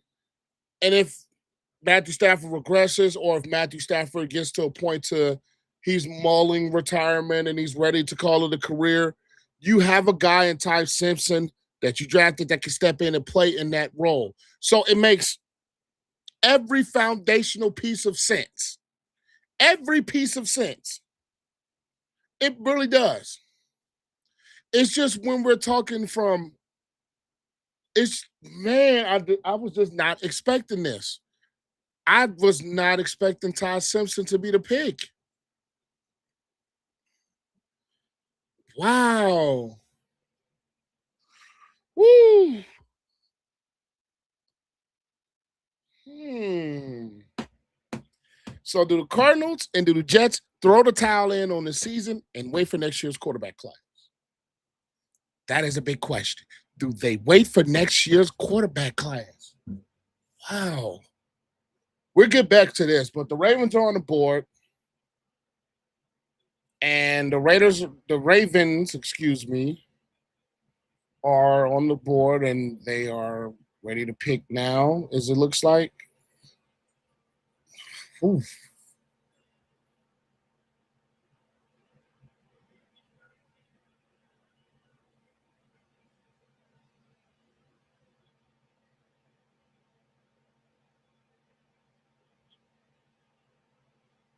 So they can select Eon, the guard from Penn State, to help it boost the interior of their offensive line after losing Lindenbaum this past off season to the Raiders.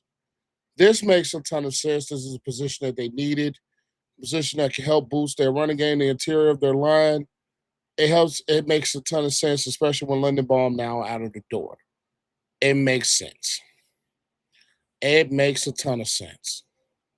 From their standpoint, it makes sense. As Voorhees and Felipe is now replaced by John Simpson and Ione, this makes sense.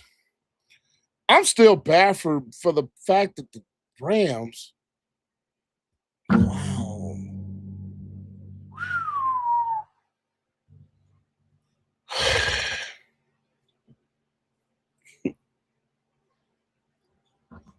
This draft is crazy. This is why I love the draft at times, because you never know what you can get. You never know what you can get. Hey, shout out my boy Harley the Flair. What did I miss? You ain't missed the Bears yet, because I know that's what you're waiting on. You got a lot of time before that happens. Ty, wow, Ty Simpson went to the Rams, bro. Wow, I was not expecting that at all. Shout out to the 1999 super chat. What the oh my lord, what did they do? Oof. This is this is the shock of the draft. I always say every year it's going to be a shock. Ty Simpson to the Rams is probably the biggest shock of my probably YouTube life. But maybe Michael Penix. Maybe Michael Penix going to the Falcons was a shock. Bigger shock than this, because they had just signed Kirk Cousins at that particular moment and then ended up going with Michael Penix in the draft. This is a shock too, because I get it.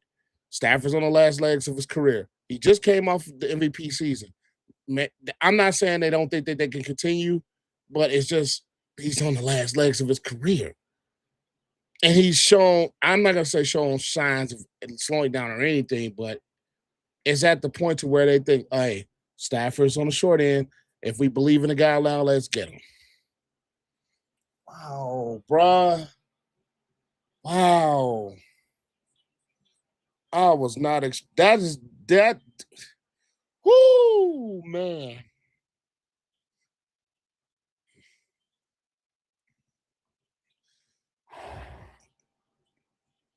Mm, shock. Shock. Wow, bro. That's a big shock. He wow, dude. That's something I was not expecting.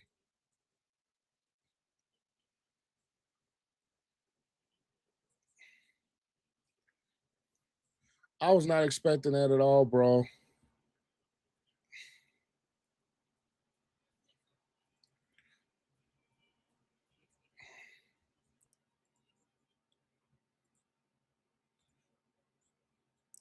I was not expecting that at all. They actually did it. Well, this is something I'll probably continue to talk about throughout the entire stream because what a shock.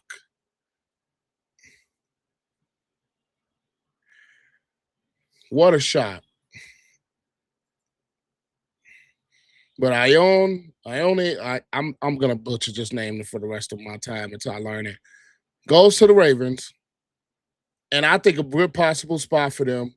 The Ravens are a team that can use some help boosting their interior offensive line with London Ball now out of the door. It help can boost their running game, protect the middle of the pass rush.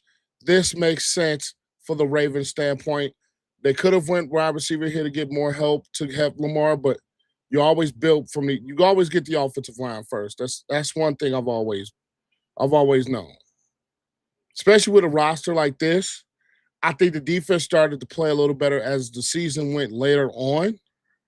They did have quite a few injuries. Matabuke missed most of the year. I think you damn near the entire season. Hamilton had his struggles with injuries. So, wow. But either way it goes, Ione is now a member of the Baltimore Ravens. Shout out to him. I think a lot of this is going to get overshadowed. So we got the Bucks up next. Let's talk about the Bucks. We got the Tampa Bay Bucks up next, which edge rush here, Ruben Bain has slipped. And I think a lot of Ruben Bain's slip is dealing with the situation that happened. I think that came out that happened in 2024. I'm not going to get into details as to what happened. You guys can Google that on your own. But he has that situation. Does he fit? Yes, because the Buccaneers need pass rush help in the worst way. This is one of the lower ranked teams when it comes to sacking a quarterback, along with the Bears and along with a couple of other teams that could not get pressure to the quarterback. And the Buccaneers, they are a high-blitzing team, but it does help when you have a team that can get after the quarterback from the front four. It helps you do a lot of their defense. They did lose Jamel Dean in this past offseason. Let's see what they're going to do.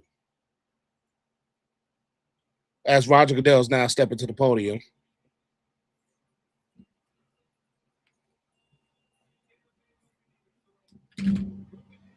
Ruben Bain is the pick. This makes sense. Ruben Bain is the pick. This makes all the sense in the world that Ruben Bain is the pick. This makes all the sense. This is a Tampa Bay Buccaneers team that needed help getting out to the quarterback. They needed edge rush help in the worst way. And despite Ruben Bain's off the field stuff that kind of slid him down draft boards, this makes sense. This is a team, like I said, that struggled.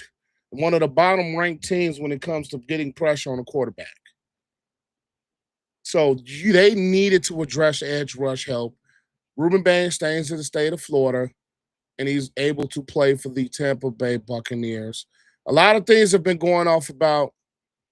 One thing that I've been seeing a lot is if his arm size was larger. Man, this is my grief with the combine, and I have a little bit of beef, with the combine, is that it's an overrated process, but at the same time, it's a needed process. I think I've made videos in the past about this. Oh, he has small hands. He can't do this. He has these short arms. He's not. Ruben Bain is a very talented pass rusher. Very physical, very aggressive pass rusher. And I seen it firsthand when he played Ohio State. They couldn't block him. Couldn't block him. Very talented physical type of a specimen. Very good football player. Very good football player. And he's helping to benefit the Tampa Bay Buccaneers because the Tampa Bay Buccaneers are a team that had big issues getting out to the quarterback.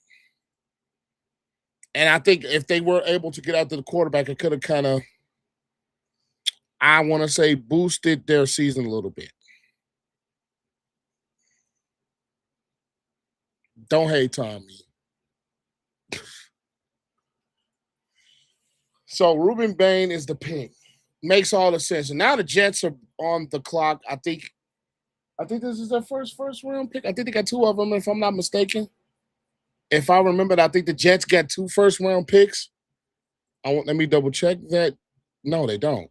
No, no, they don't. Yes, they do. They took David Bailey and that number 2 overall pick. So, as we talk about the Jets, they addressed David Bailey at number 2 overall, get that edge rush help. Ty Simpson's off the board, and I did one of my mocks. This is where I had Ty Simpson going off the board. That now that Ty Simpson is off the board, could they get on the Makai Lemon to help boost their wide receiver position? Jamar McCoy, there's been questions about his injuries. So do they go here? I doubt that. Maybe. I doubt they go to Jamar McCoy, especially with the injury problems or the injury things that he's had or that's coming out about him. Could they get a Kenyon Sadiq to help? Maybe. But could they go Avion Terrell? Another corner that's slated to go high in this draft. Could they go offensive line here? I don't think they go Jamar McCoy. It's been a lot of things I've been reading and I've been seeing that has come out about his injuries. I've been reading and seeing a lot of things that has come out about his injuries.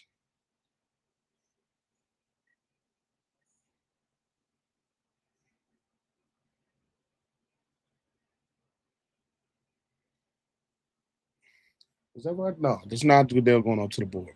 So this is insane, bro.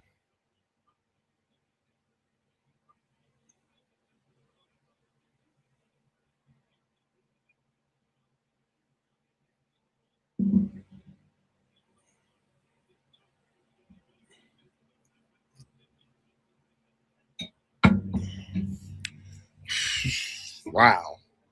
So the Jets pick is in. I don't think this is going to be McCoy.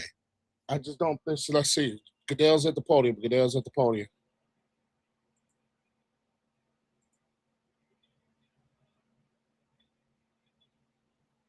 Kenyon Sadiq is the pick. This makes sense. Get a big, strong tight end. I thought this could have been the Chiefs' pick as to get that replacement for Travis Kelce once he now retires, and they could have used a 2 tight end system. But the Jets getting Kenyon Sadiq to help with Geno Smith. And I'm gonna say this now. When it comes to Jets quarterback position, it looks like Geno Smith is probably going to start a lot this season. It looks like it. Ty Simpson's off the board, so that changes a lot. And that quarterback position for the Jets doesn't look great.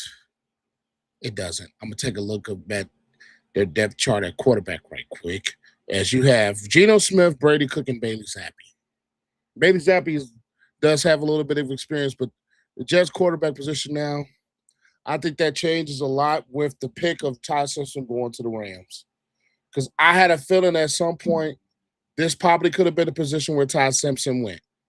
I had it in my mock draft that Ty Simpson could possibly go here because it makes the sense. He doesn't play right away.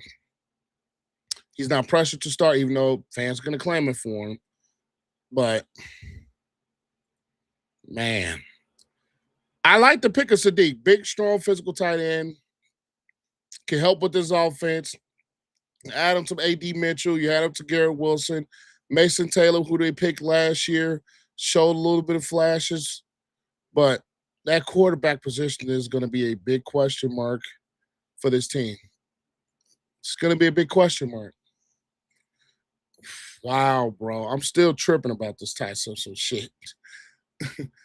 I'm still tripping about this Ty Simpson shit. I really am. Wow, bro. This is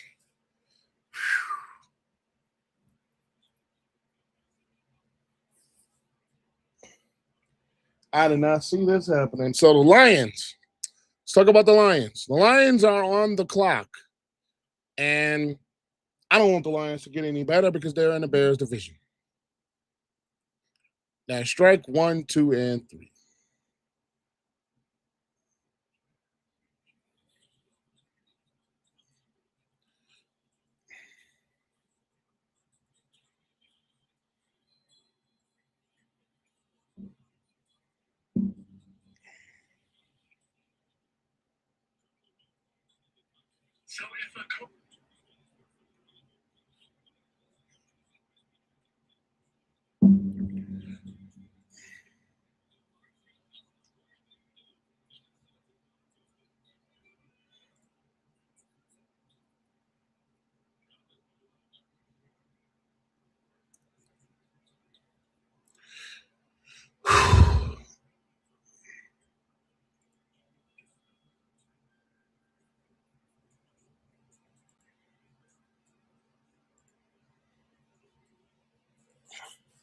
This is crazy, bro.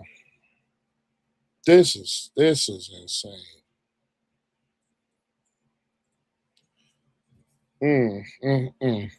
So the Lions, they need edge rush help. They need defensive tackle help, which I don't think they do. They could go Monroe Freeling here to help with the departure of Taylor Decker from The Ohio State University.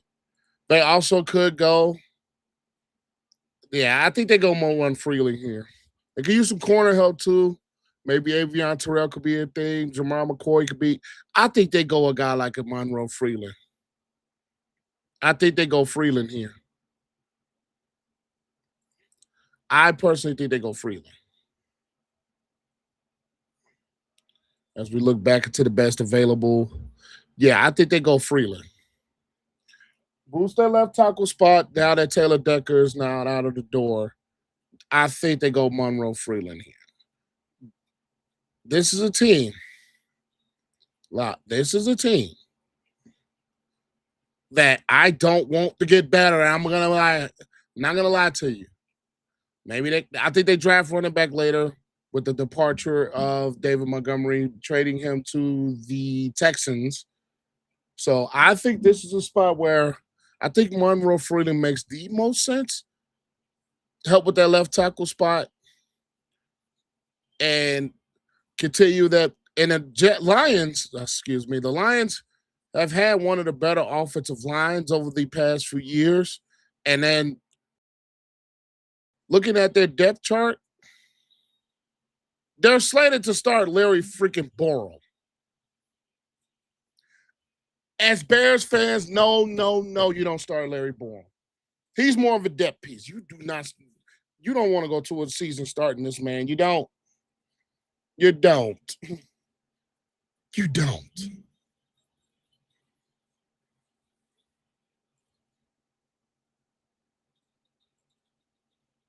You don't.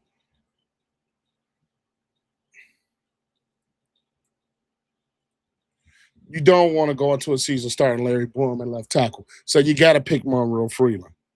You don't want to go starting Larry Borom. He's trash. I know as a Bears fan, he's trash. He's a depth piece. He's a rotational piece. He's a piece that can step in every now and then, but you don't want him as a permanent starter at left tackle. You don't. The Lions believe in Monroe Freeland. Believe in Larry Borom. Go ahead.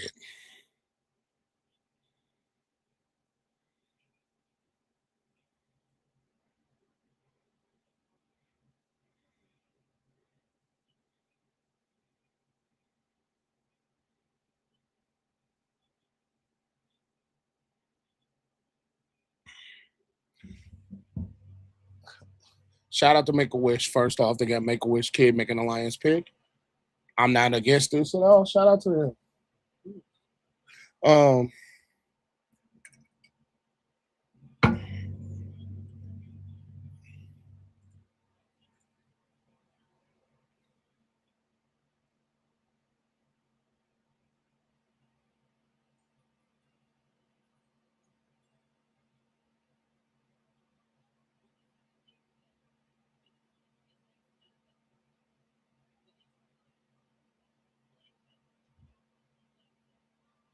Blake Miller. Okay, they get a tackle. Not that. They get a tackle from Clemson, Blake Miller. That makes a ton of sense. You don't want to go into any season when you're starting Larry Borom at left tackle. I thought Monroe Freeland would be the pick here to tackle out of Georgia, but you get a good football player. Blake Miller is a really solid tackle. You get him, you plug him into your offensive line. Makes sense. You needed to address that if you are the Detroit Lions. You need to address that offensive line, especially with you parting ways with Taylor Decker and you having Larry Borom slated to start there. No question you get the hell away from Larry Borom. As a Bears fan, I know. I keep reiterating that, but as a Bears fan, you don't want Larry Borom at your tackle spot. You don't. You don't. You don't. You don't. You don't. You don't. So they get a good football player here, Blake Monroe. Why am I thinking WWE? I'm coming off the ends of WrestleMania weekend. I said Blake Monroe, Lord Jesus. Blake Miller. Blake Miller is the big. I'm with Blake Monroe. I've been watching so much WWE as of late. My so you got the Vikings here. Vikings pick here, safety. That can make some sense. They got a lot of ways they can go, and I think they probably address the defense, which was getting a little older. You get safety. Dylan Thuney makes sense here, especially with the Harrison Smith was old and out the door. So Caleb Banks, the defensive tackle out of Florida. Damn, I wanted the Bears to get somebody like that. 6'6", 327 out of Florida. Damn. He's gonna, and this makes sense for the Vikings. Jonathan Allen now departed in free agency. Javon Hargrave, they departed ways with him because of the I think it was contracts. So this makes sense. You address your defensive line with Jonathan Allen. Like I said, Jonathan Allen and Hargrave now out of the door. You could have went Dylan Thuney here to help with that safety spot because of the departure of Harrison Smith, who has been a long stay, mainstay at that position for this team for many years. So that could have been a pick here. So this is actually a very, very, very intelligent, smart pick. Caleb Banks, big physical, 6'6", 325, big time nose, big time defensive tackle, plug up the middle. And he has the speed, he has the athleticism that he can also do a little bit of pass rushing as well. So I like this for the Vikings here. Now, I don't want the Vikings to be any better because, hello, but this makes sense for them, taking my biasness out of it. This makes all the sense in the world. So I like this pick for the Minnesota Vikings. I really do. This is a really intelligent pick, really smart pick. I like this. I really, really like this pick from them. I'm not even mad at it. So this makes sense.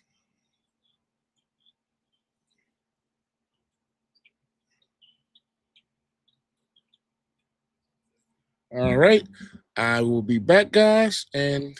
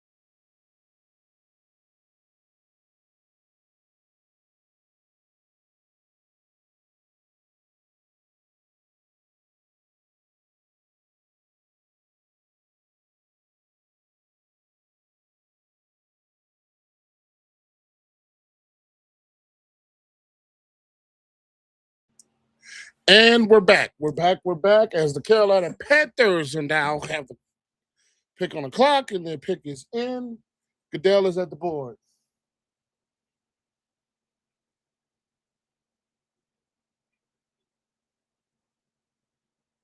Monroe Freeland, so they get the boost to help boost his offensive line. I think this is something that the Panthers really needed. Offensive line help is something I think this team really needed to help protect guys like Bryce Young, to help improve their running game. This makes perfect sense this makes perfect sense. I thought Monroe Freeland was going to go a little bit earlier, but this makes sense for them as he goes into this position with the Carolina Panthers. He can play that tackle per spot, and he provides some protection that Bryce Young needed to help continue his development, continue with them. I think they could have got another wide receiver help. Maybe Lemon is still on the board, so maybe they could have went there. But solidifying their offensive line makes all the sense in the world. So now we have the Philadelphia Eagles that are on the clock. Now, as we look at the Philadelphia Eagles, I thought that Kenya Sadiq pick would have been a steal. If Sadiq would have fell this far, it would have been a steal. Edge rush help, they could use some offensive line help, maybe. I think this is a position where they can go Dylan Thieneman here. They could go Emmanuel McNeil Warren. They lose Reed Blankenship and free agency to, I think he went to Houston, if I believe. I think it was Houston. They lose linebacker. I think I forgot who was that left. It might have been Dean.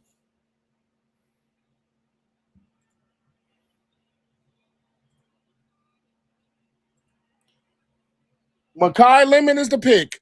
So, the Eagles, Makai Lemon is the pick. And the reason why this is significant is that you're basically, and it's basically saying A.J. Brown's out the door come June 1. June 1st, A.J. Brown's out. It's already been reported that that's probably likely the deal that he goes to New England. Nothing is official, which that is why the reason I haven't really talked about it much is because I don't want to make speculation and then a deal falls through or he doesn't actually go to New England.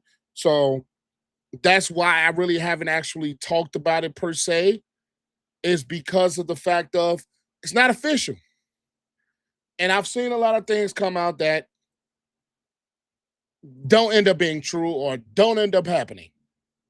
So that's why I haven't really addressed it. So this basically says A.J. Brown's ass out the door. And it's long overdue that A.J. Brown needs to be out the door because of the way last season went and the narratives that's been going around A.J. Brown this particular part of the offseason. So there wasn't going to be any trade on draft night because of the fact of the $40 million cap hit that's going to take place post June 1. And they can split that into 2 different years. So that makes a ton of sense to do it post June 1. But with this pick of Lakai Lemon, that basically solidifies that Philly is going to trade A.J. Brown for sure. And Devontae Smith is begun to come the number 1 wide receiver. This pick basically solidifies every report that A.J. Brown is out of the door. Makai Lemon, what he brings some size, not size, he brings some speed, he brings some separation, he brings some good route running at that wide receiver position. So I really think that this is somewhere where he can be versatile for this football team. And I think he can add a different element of wide receiver for this Philadelphia Eagles football team than A.J. Brown could add. Not to say that he's better, but he does bring something just a little bit different. He's not as big, as physical as a wide receiver as A.J. Brown. He's more of that shifty, get him on some wide receiver screens. He can do some things after the catch. Type of wide receiver, has great hands. So He brings that to the Philadelphia Eagles. And in the Eagles' case, this basically solidifies that A.J. Brown is out the door. But the Pittsburgh Steelers are now the team that is on the clock. I was thinking Ty Simpson could have went here. Now that option is out of the door. Is this a position where this team can go defensive tackle? Or is this a position where they can go safety?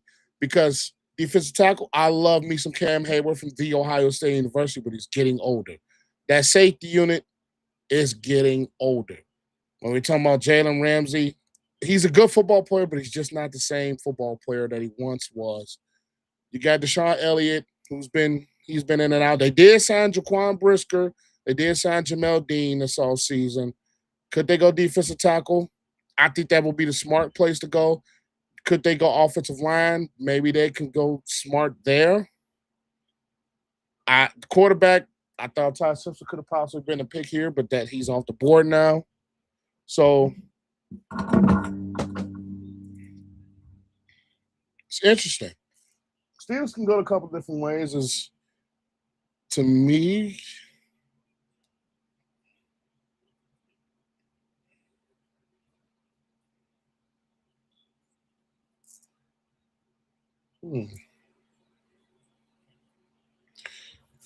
so the Steelers could go. I think they could go a couple different routes. Could they go safety here? Possibly. Could they go defensive tackle here? I think that would be the smartest pick outside of somebody on the offensive line. I think the interior is the route they should address here, especially as a team that wants to continue winning. And I think the Ty Simpson pick might have changed all of their plans. If they did plan to take Ty Simpson here, that's probably going to come out a little bit later down the line. But Steelers, I keep forgetting the draft is in Pittsburgh, so they're doing a lot of stuff to address. I mean, not address, but um, what's the word I'm looking for? Um, Not address, but like holding that fact that they are in Pittsburgh. So they're doing a little bit of that right now.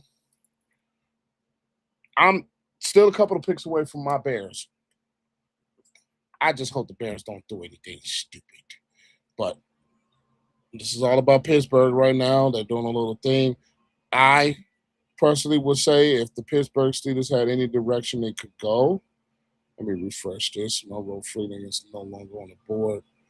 They can go a Thuney here. They could go maybe a guy like a K. McDonald or Peter Woods to address the defensive tackle spot. They could probably go a guy like Caleb Lamour to address the offensive line. They got a couple of directions where they can go. I think it for the Pittsburgh Steelers, if it's not safety, it should be interior defensive help. Interior on the offensive line or interior defensive line help.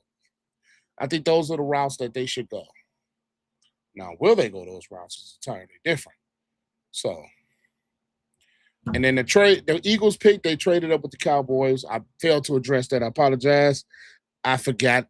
It slipped my mind because the Eagles did have a later pick. So, first of all, the Eagles and the Cowboys trade picks is crazy. But let's see. Steelers are up on the board. You got the bus, one of my favorites from back in the day. With a couple of high school kids, high school football players.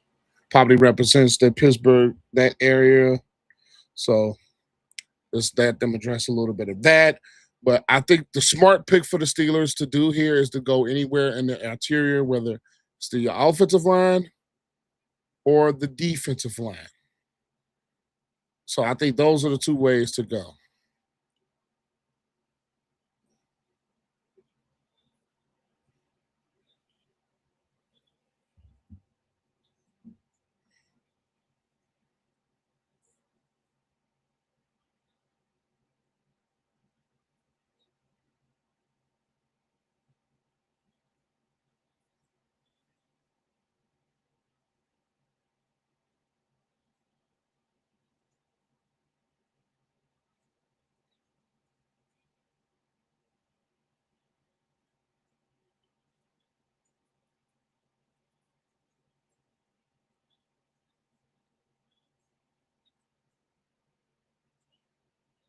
Max Hiniature, I kind of butcher that every time I see it. But nonetheless, they addressed the offensive line, which makes sense.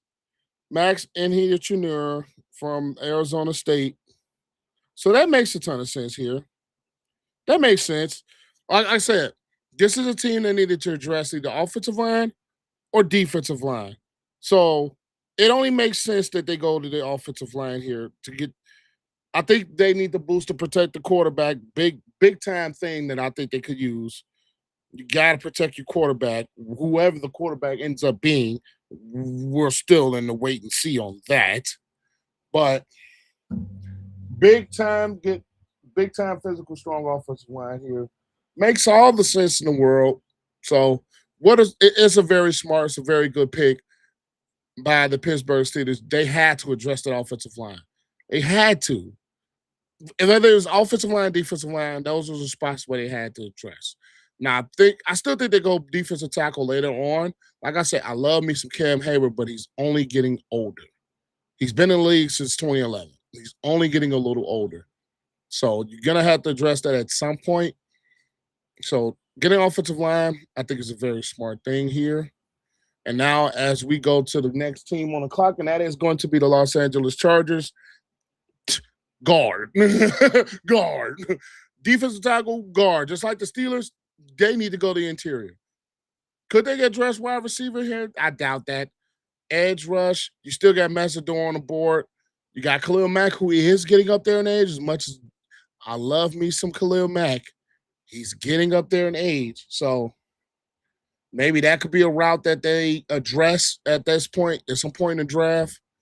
If they go defensive tackle route, which I think will be the smartest part for them, what I think would be the smartest part for them, because I don't think there's their offensive lineman on the board at this point now that it's worth taking this early in the draft. So they can go a couple of different routes, whether it's McDonald, whether it's Peter Woods. They can go defensive tackle here. I doubt they go guard, even though guard is a big position of need for the Los Angeles Chargers to help protect a guy like a Justin Herbert who got his ass killed last year, and I getting killed. He got his ass demolished. So that could be another way that they boost this football team. They did sign Bietis from the Commanders to help at that center spot this past offseason, so that can help. I think you could address pass rush from Messador here now that you have a guy like Khalil Mack that's getting a little older. But Dalvin Tomlinson, who's been a mainstay in this league, but he's getting older. So there's a couple of different routes that this Chargers team can go. I think they still can go defensive tackle. They could go edge rush here, which I think will be the edge rush, defensive tackle. I don't think it's a guard that's worth taking at this point. So I think those are the two routes that they can go. I think those are the two smartest routes that you can go.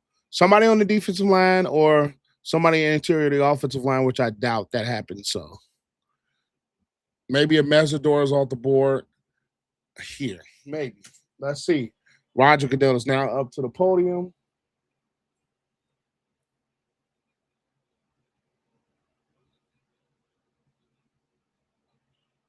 Akeem Messador is the pick.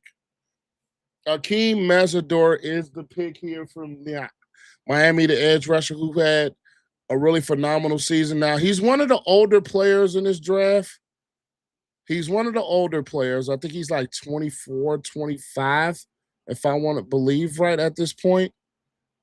I'm trying to find his age. I think he's one of the older ones. Yeah, I think he's one of the older players in this draft. So, very good football player, but he isn't one of the older players in this draft.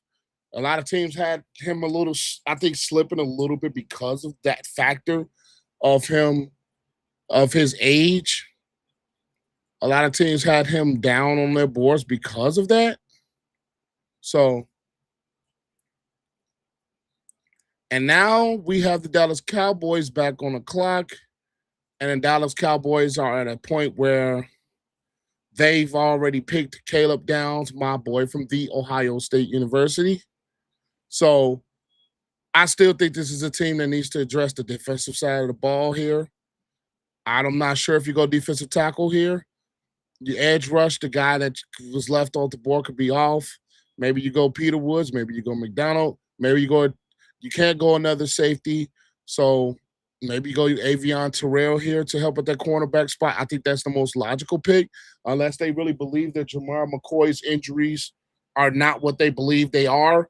Because what I read, and I'm only going off of what I personally read and have been saying, is that he can miss the entire season this year with a shoulder injury. At least that's what I read. And it was from a very reputable source, which I would not say here. And it's nothing against the source, but I don't want nobody going to the source because they kind of ruined the first couple of they ruined some picks for me. But I think this is a spot where if Jamar McCoy goes off the board, I wouldn't be surprised. But it's the injury questions that I've been reading about. He already missed 2025 with the torn ACL. He missed the entire season. So it's interesting to see he has a torn ACL. Then I saw something he was dealing with a bit of a hamstring, if I'm not mistaken.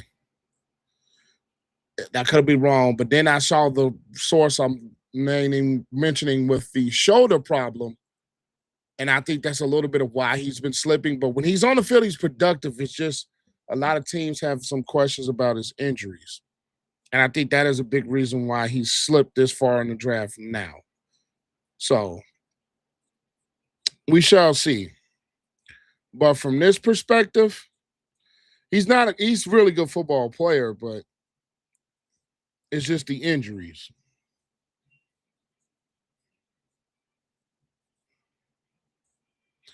So we are a couple of picks away from my Bears, though. We are a couple of picks away from my Bears. So we are at 23, and the Bears pick 25. So Cowboys, I think they got a couple of routes that they could go here. I thought they was going to get Akeem Mesidor before the Eagles decided to trade up. But I think for this sake, Avion Terrell will be the most logical pick here. They need a lot of corner help. Like you use, it says here best fit is Keldrick Falk, but I think they go corner. I think they have to boost their secondary because their secondary was one of the, they gave up a lot of big plays. Now we're talking about a Matt Eberflus defense last year that was just garbage. Garbage, trash, buns, boo boo. Christian Parker is the defensive coordinator. He comes over from Philly. So, and Philly, he's had a thing of coaching the defensive coordinators. I mean, the defensive backs. I think it would be smart for them to get some defensive back help to boost there. So we shall see what the Cowboys should do. They already boosted with Caleb Downs. So I think they have to go corner here. I think this is my humble opinion, and I think they go corner. They have to. It'll be smart if they go corner. I think the most logical thing for them is to go corner. If they go, let's see.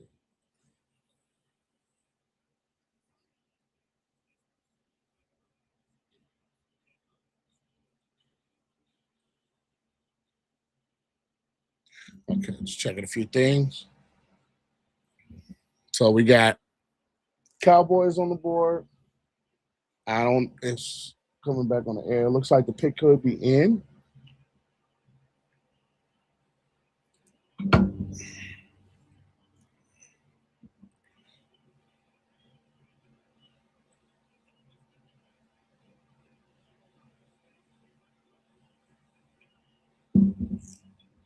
Cowboys pick is in.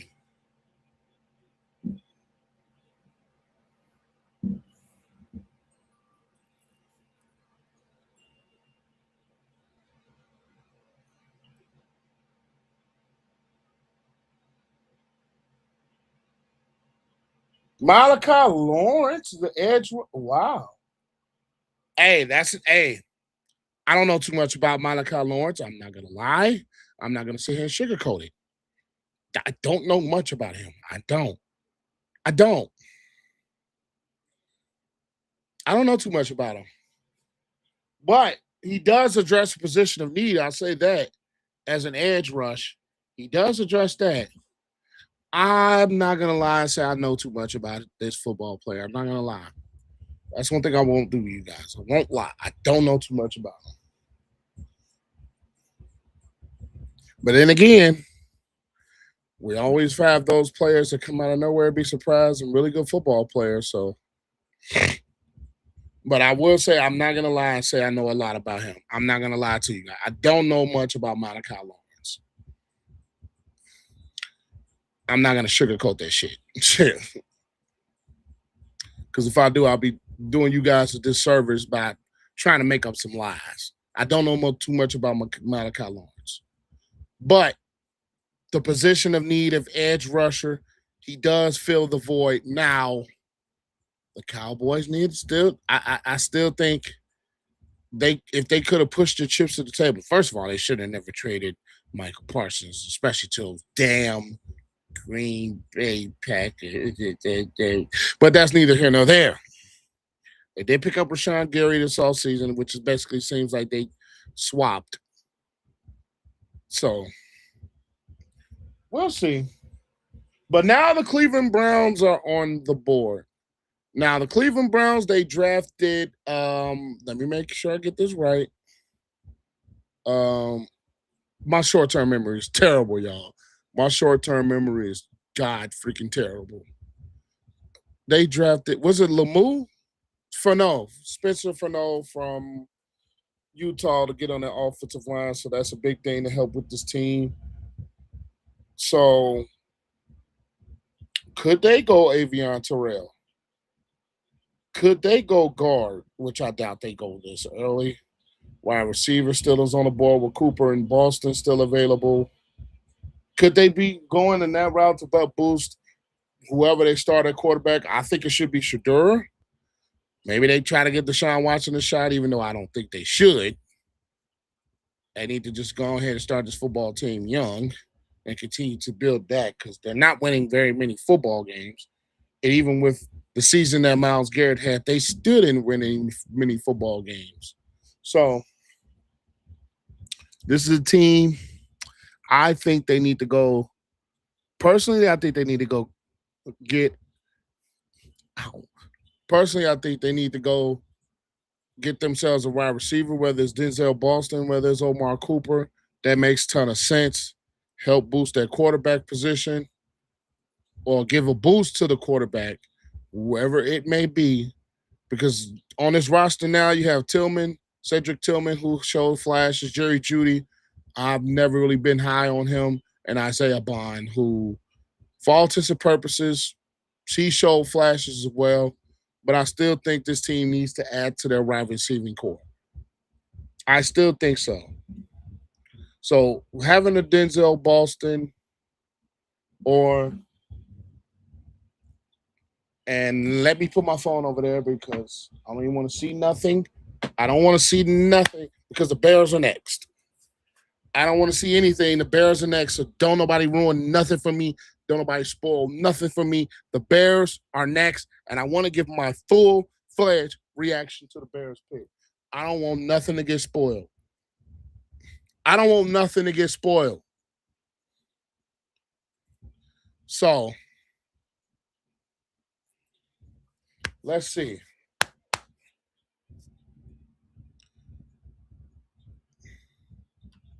I'm just going to sit back. I don't want none of this getting spoiled. Because I'm watching it on live TV, and we know social media has a tendency to ruin it. I don't want to see it.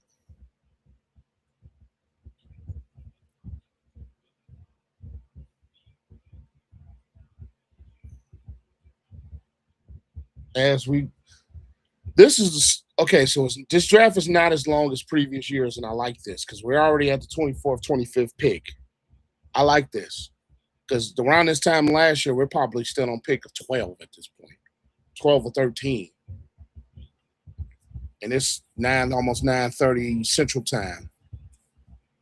So they have sped up the draft a little bit. I just wish they didn't have so many damn commercials and ads or make it go even faster. So Cleveland Browns on the board, like I said, Denzel Boston, Omar Cooper makes all the sense in the world for them to go here.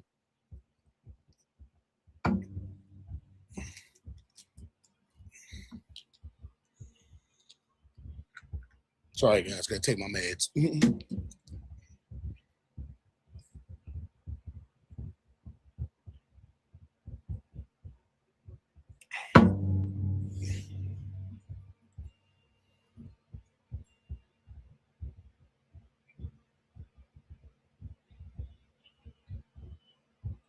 KC Concepcion, okay, wide receiver, perfect. They go wide receiver here.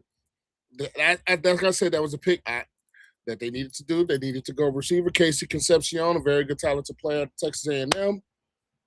Now, my Bears are on the clock. You still have Thuney on the board.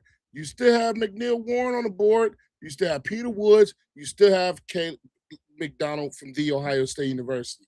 Those are the picks I would want. Safety, defensive tackle, biggest holes that the Bears have. Biggest holes the Bears have, safety, defensive tackle. Those are the two biggest needs. So, let's see. What do my Bears do? Safety, defensive tackle. Those are the positions of needs. I already threw my phone to the side. I don't want to see it until I see it on this TV screen. Don't nobody ruin this for me. Please don't. Please don't. I swear to God, if Bears go offense, I'm going to blow a fucking gasket. If they go offense here, I'm going to get real fucking pissed off. Because there's no way we need to go offense with the deficiencies we have in our defense. We couldn't stop the run too well, and we couldn't get off the field on third down. And we lost every starting secondary, most of the starting secondary. Brisker, Byard, Brisker, Byard, and his name, Nashawn Wright, all out the door. All out the door. There was Tremaine Edmunds, they let go. And they signed Devin Bush. We signed Kobe Bryant. We need safety. We need defensive tackle. Those are the four spots we need to address. If we go offense here, I'm going to blow a fucking gasket. I'm going to blow a fucking gasket. Because there's no fucking way we need to go offense. There's no fucking way we need to go offense with this pick. As bad as our defense was at times, and it really got bad late in the season, especially against the San Francisco 49ers, and especially against Detroit. And if we didn't address pass rush, I think that's going to be more solved with the return of a Dangbo, development of Booker if he's able to stay healthy, and addressing that. So we shall see. But there's no way we fucking go offense. Like I said, I don't want this pick ruined. Because social media will fucking ruin picks. I don't want this pick ruined. Just don't do nothing fucking stupid, Bears. Don't draft offense. Don't do it. Don't fucking do it. As we on a commercial right now, so I'm going to address a little bit of the players that are still left on the board. So we have Dylan Thieneman from Oregon, safety, really good safety still up on the board. We have Emmanuel McNeil Warren has been rising up a lot of people's draft boards. We have K. McDonald, defensive tackle, big-time defensive tackle from Ohio State, who my biasness would say pick him. We have Peter Woods, defensive tackle. We have Zion Young, who's been rising off draft boards. Cassius Howell, who's been raising up draft boards that the Bears could possibly select. Safety, defensive tackle, edge are the three main positions. I don't think center because Garrett Bradbury, and I don't think receiver because we got development. Jade Walker, development. Luther Burden, Roman Dunze. They signed Raymond. So there's no fucking way we go offense. There's no way with the deficiencies that the Bears defense had. I think the perfect person for this pick would be McNeil Warren because we still have a major hole, or Dylan Thieneman because we have a major hole at that safety spot as we speak right now. We don't have another safety. We don't. Cam Lewis, more of a special teams guy. Don't count on him to be the starting safety. So defensive tackle, Grady Jarrett, still getting older. I love Javon Dexter, Shamar Turner coming back. So maybe they don't address defensive tackle. And I think the two safeties outside of Caleb Downs that were available on the board are still on the board at this point. So there's no way you do not address safety. There's no freaking way that you don't address safety with this pick. There's no way you don't.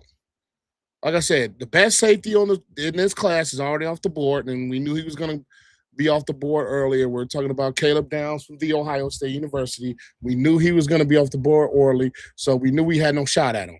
So we need safety. Dylan Thieneman and Emmanuel McNeil Warren are still there for the pickings. And if they go offense, I'm going to blow a fucking gasket. Because this is a team that, in all intents and purposes, needs safety help and needs defensive help. Because the offense, for most part, wasn't great. It had its moments last year was bad. Well, I'm not even going to say bad, where it had its moments where it sputtered a tad bit. And I don't think nothing in this draft is going to help that, because I think your guys just need to continue to develop your younger guys on the offensive side of the ball. So we have to go defense, and the schedule releases next month. And you guys know I'm always doing a video about that.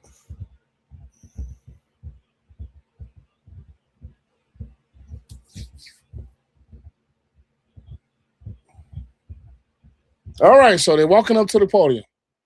What are they going to do? Please, please, please, please. Please don't say nobody on offense.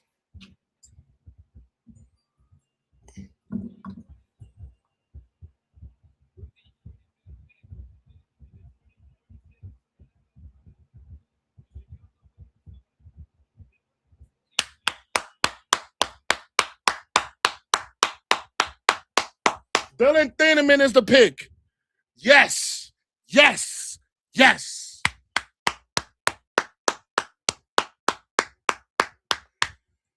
Good job. Big time safety that we need. Thank you. Yes. Good job. There we go. Yes. There we go. That's what I'm talking about.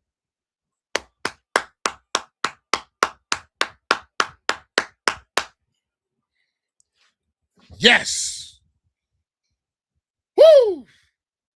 Good. Good, good, good, good, good. Good.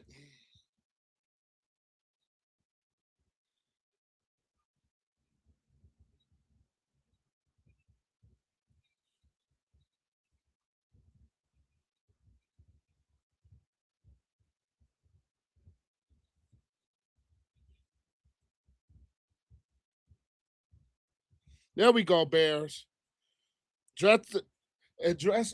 Coming in this draft, I think safety is the biggest spot that the Bears needed to address. And they did just that with this pick. I absolutely love this pick. I love this pick. Yes. Big time physical, fast.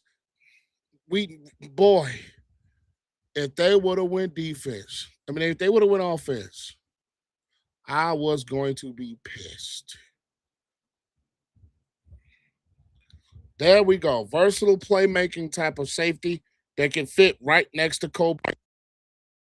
And whoo, yes.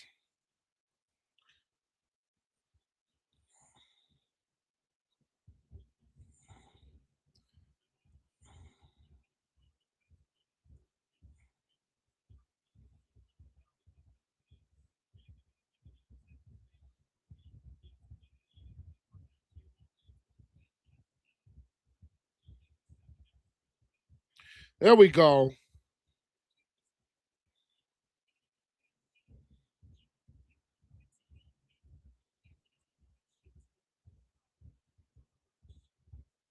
Whoo! Yes.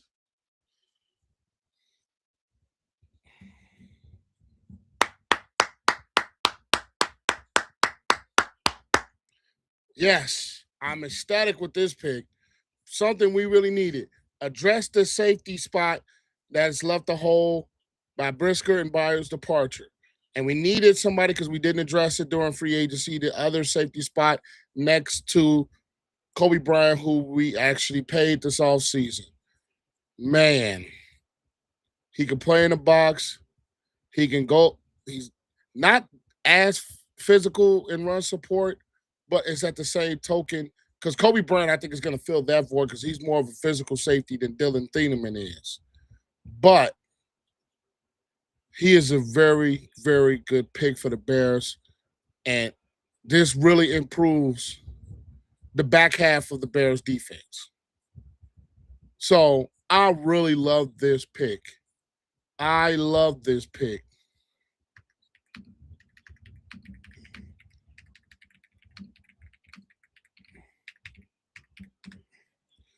What a great pick.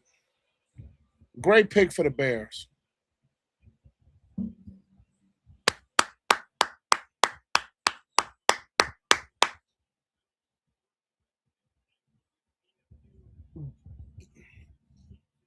Texans and Bills trade? My excitement for the Bears pick just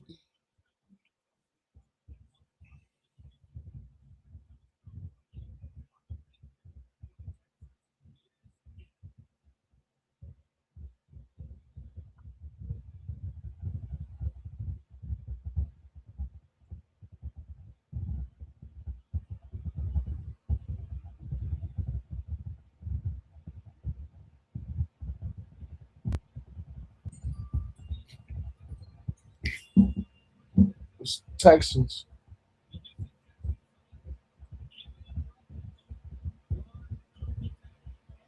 Caden Rutledge. So they get some off.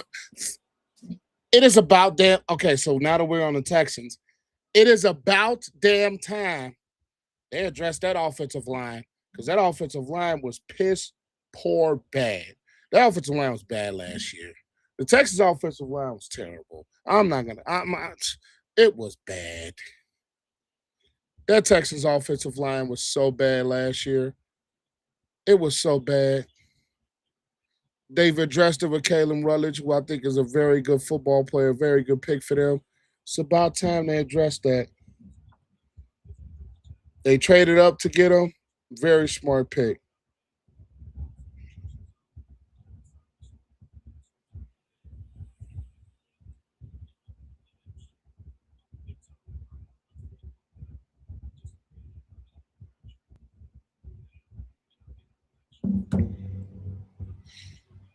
So this is a very good pick for them. Very good pick to address the interior of your offensive line, which needed all the help it could get. It needed all the help it could get because it was not good last year. I remember, and I said this on this channel before. I remember a play in particular. They were playing the Tennessee Titans. CJ Stroud took the snap from under center and couldn't even step back 2 steps before he got hit. And I think that played a lot into a little bit of his struggles, is where he didn't trust his offensive line. He did not trust his offensive line at all. At all. I don't think he trusted it enough to sit back and make correct reads because he was getting pressured. I think it was a game where I think he got sacked 8 or 9 times. And I don't remember. I think that might have been Pittsburgh, if I'm not mistaken. I think it was Pittsburgh where he got sacked. I think it was no, Pittsburgh sacked him. I can't remember what game it was where he was getting pressured. He was getting, it might have been New England. I cannot remember. But I remember a game in particular where he did not have time at all to throw the football. So to boost your offensive line, you already added David Montgomery via trade from the Detroit Lions. I think this is a good pick for them. Now we have the Miami Dolphins are on the board on the clock, and the Miami Dolphins have already made, I think, their first round pick in Caden Proctor, which was a bit of a surprise. I think they should go. The two good wide receivers are still on the board, whether we're talking about Omar Cooper and we're talking about Denzel Boston. McNeil Warren is a guy that can fit that safety spot for them, so I would not be surprised if they go here as well. But I will go wide receiver. If I was the Dolphins, I will go wide receiver because you need to build this offense to be around Malik Willis. If you believe Malik Willis is going to play out that contract as your starting quarterback, even though this team doesn't have a promise to really go anywhere far, you have Malik Washington, Jaylon Toller, and Tutu Atwell as your wide receiver 1, 2, and 3. I think you have to address your wide receiver spot.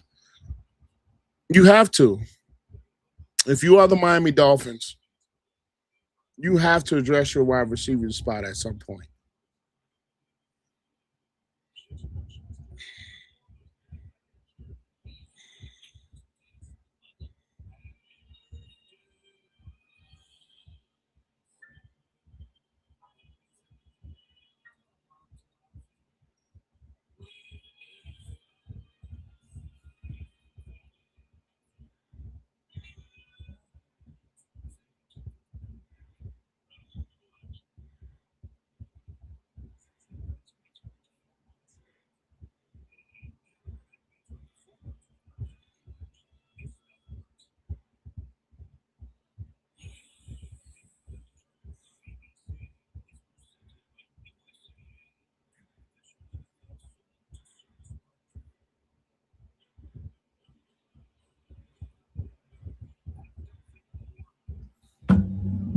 So the Dolphins trade with the Niners. They traded with the Niners to get this pick.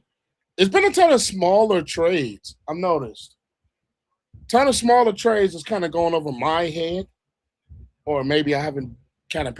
I've stayed off social media. That's probably the reason. But there's another trade, as in.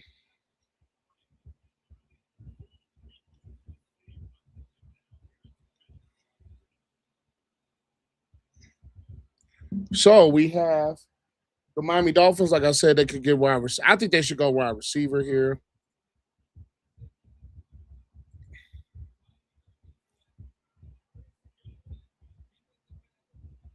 They go corner.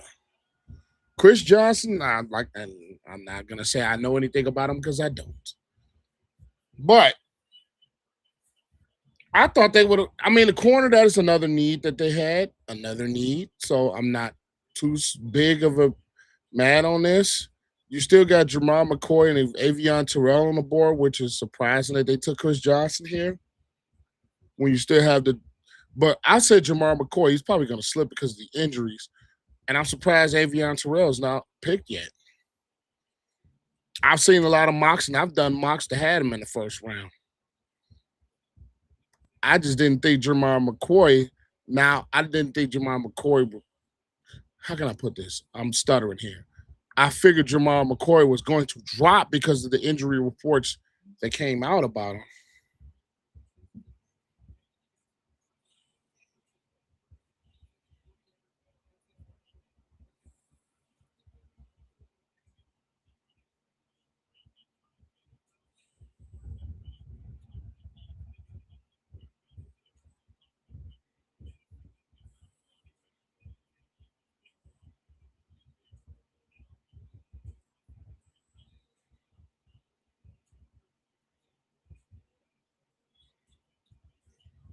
So they picked quick. I just thought. So this draft has had a couple of surprise picks. It's definitely had its surprises.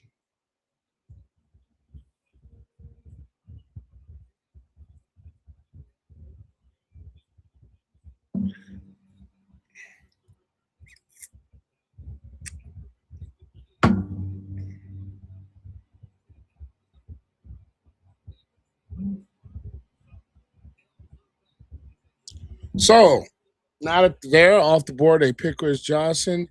The next team on the board is the New England Patriots. they can use some help on an offensive line. They can use some interior help on the defensive front. Maybe they go safety. It's a couple of ways that they can go here. Now, this is a team I think they may address the defensive front. Tonga left in free agency to go to the Chiefs, I believe. Even though Mitten, let's see, Patriots pick is in.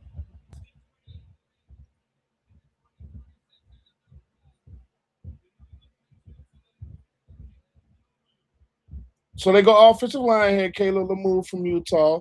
Makes sense to boost the offensive line because there's a couple of games where Drake May, it just felt like Drake May was getting hit.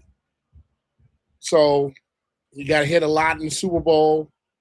So this makes a ton of sense for the Patriots. Help continue to protect Drake May. And I will be honest with you guys, Drake May didn't, I don't think he had a good season, don't get me wrong. But I don't think he was top 2 MVP season. Maybe that's just me. But that's neither here nor there. The season's already over. But I just think when we're talking about this point here, we're talking about the Patriots. I think this is the smart pick. You boost your offensive line.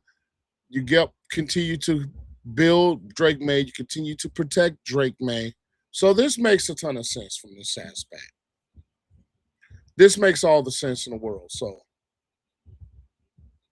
Caleb Lamou makes all the sense at this point. Actually, every bit of sense. So now that we have the Kansas City Chiefs is on the board for the second time, and now their pick is in, they've already addressed it at corner with Mansour Delane, which I was so surprised that they moved up and gave up the picks that they gave up to move to get Mansour Delane. I'm actually surprised that they gave up those picks to get him because I thought he still would have been available at 9. Maybe this is my opinion. But now they can possibly go wide receiver. They could possibly go Keldrick Falk here. They could possibly go a Peter Woods or a Cade McDonald here. So they got a couple of routes where they could go. I could personally see them going defensive tackle because I think the interior of the defense needs to boost. Chris Jones, he's a good football player, but he's not getting any younger. So maybe they boost the interior of the defensive line here. So I think that's a position. I thought Sadiq would have been a perfect pick. It would have been perfect pick for them to select Kenyon Sadiq. But they chose another direction corner, which is also a need as well when you let go of Trent McDuffie, an all-pro corner, and when you let go of Jaylon Watson, who, all intents and purposes, is a good football player, a good corner in his own right. So it makes sense. I just thought Delane would have still been available at 9. I think that. I thought he would have still been available at 9. Maybe that's just my personal idea.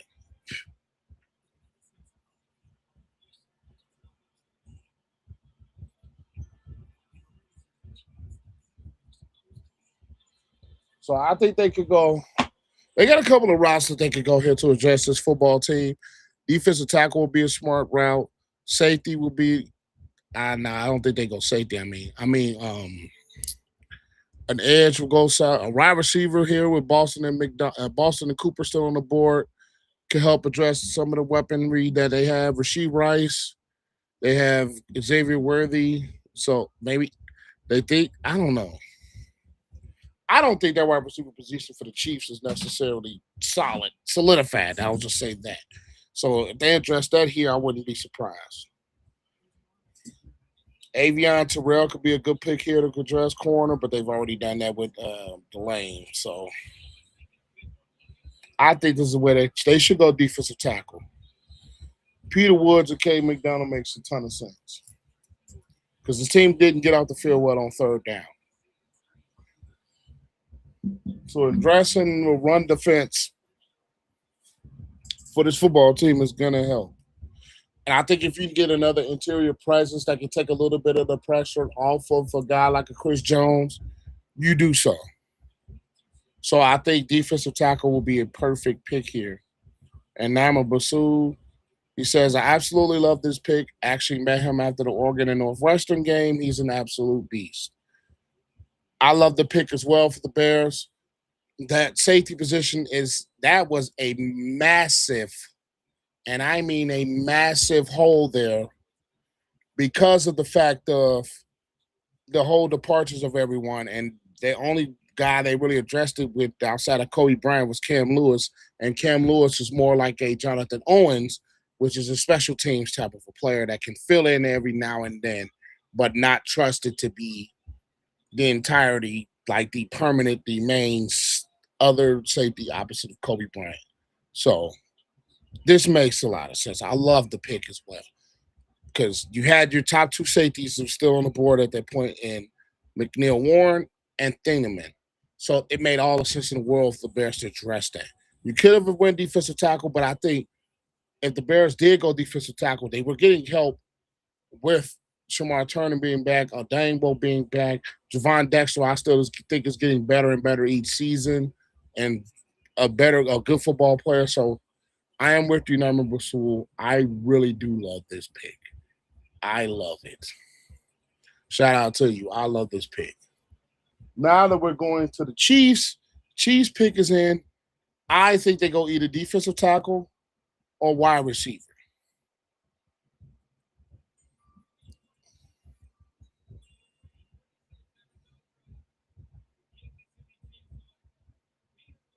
Peter Woods, defensive tackle from Clemson. This makes sense. Like I said, they needed a big physical defensive tackle to be outside of the versatile guy like a Chris Jones. So this makes all the sense. This makes all the sense in the world that they would go here because of the fact you could pair him next to Chris Jones. He could eat up some of those blocks. Chris Jones could be a little bit more free and free up a little bit of the edge rush help to help with that front. So this makes a lot of sense here. Peter Woods is a big physical defensive tackle. So this makes all the sense in the world for the Chiefs to go here to get that plug next to a guy like Chris Jones, who, for all intents and purposes, he is getting older, but Peter Woods is a really, really good fit here. So I really like this. I really like this. And plus, he's versatile for a guy his size. So I like it. I like it. I really do like this pick for them. Do I want the Chiefs to be good again? No. Mainly because of the tension and all that. But this is a very good football pick. This is a very good football player. Now, we have the Jets now that are back in the first round again. The Jets are back in the first round for the third pick. For the third pick in their first round, they did this before in 2022. The Jets have traded back up to round one. I'm interested to see what this is for. What is this for? Ty Simpson's off the board, and I thought they would have done that for him or to picked him earlier. He's off the board. What are the Jets thinking here? They moved back into the first round for the third time in this draft. So, what do they do? This is interesting. This is very interesting. They've already got David Bailey. They've already addressed Kenyon Sadiq. What does this football team do? I'm interested to see what did they move back in the first round pick to get? What did they move back in the first round to get? I'm interested. Could this be a wide receiver? And this was the 49ers pick. So the 49ers officially don't have a first round pick in this draft. They moved back. The Niners don't have a pick in this draft, the first round on this draft. So what do the Jets do? They got Sadiq, they got David Bailey. What did they move back for? Move back in the first round for?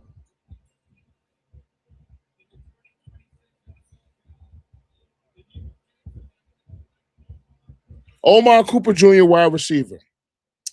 Omar Cooper Jr., wide receiver. It's interesting. I think they've mailed it on the quarterback in this draft. I don't think they're going to find their guy. But they continue to build this roster for 2027. I think that's their plan. I think that's their plan. They build this roster for 2027. You got Omar Cooper, David Bailey, and Kenyon Sadiq. And you got Kenyon Sadiq and Omar Cooper could be the weapons for either this quarterback or, well, Geno this year, and then they develop and then they go get their quarterback next year. Because Geno, that season last year, proves he sucks. And he's more of just an insurance policy to get them through this year. And if they fire Aaron Glenn, they're doing him a disservice. I think Aaron Glenn's seat should be safe because his football team is not going to be any good again. I don't think so.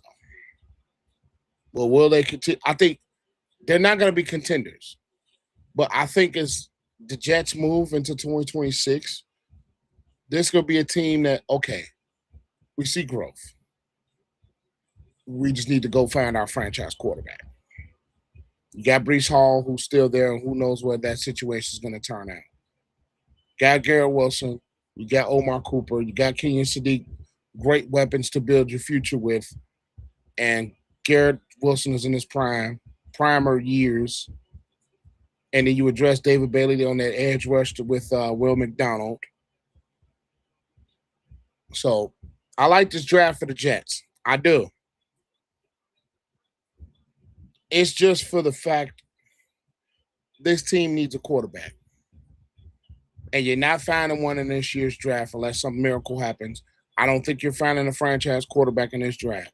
Outside of Todd Simpson and outside of his friend Mendoza, who we all knew was a Raider by the time seasons ended, they don't have really much of an option to go unless some drastic thing happens.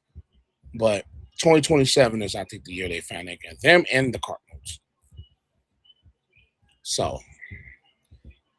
unless they found a second-round pick like some teams have done, or third or something like some teams have done, and plug them in at quarterback, this is a season where they can kind of toss it and just develop, because that's what this team is. But now we have, moving on from the Jets, now we have the Buffalo Bills on the board, and they trade their pick to the Tennessee Titans. So we have another team that doesn't select in the first round, and that will be the Buffalo Bills that don't have a first-round pick. So the last two teams that were slated to pick were the 49ers and now the Bills don't have a pick.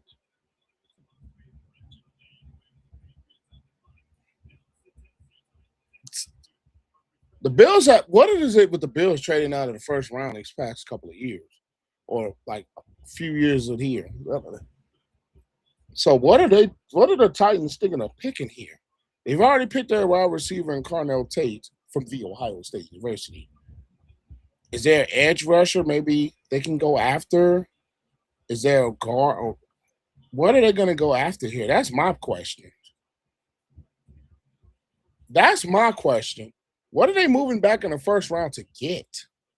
That's my thing. I don't know what they're moving back in the first round to get. That's my main question.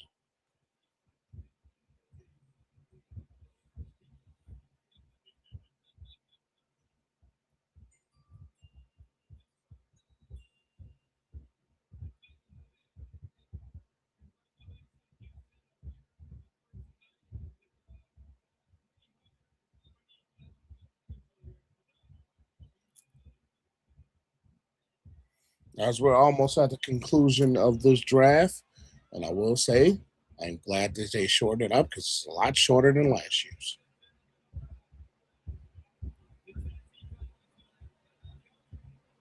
Keldrick Falk. So they do move up to select edge rush, which means McNeil Warren, K. McDonald, my boy from the Ohio State University, Boston, have potential to fall out the first round. And Jamar McCoy, with the shoulder injury, I kind of figured he would fall.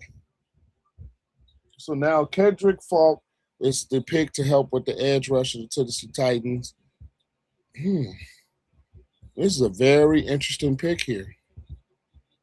Very interesting pick. I ain't mad at it.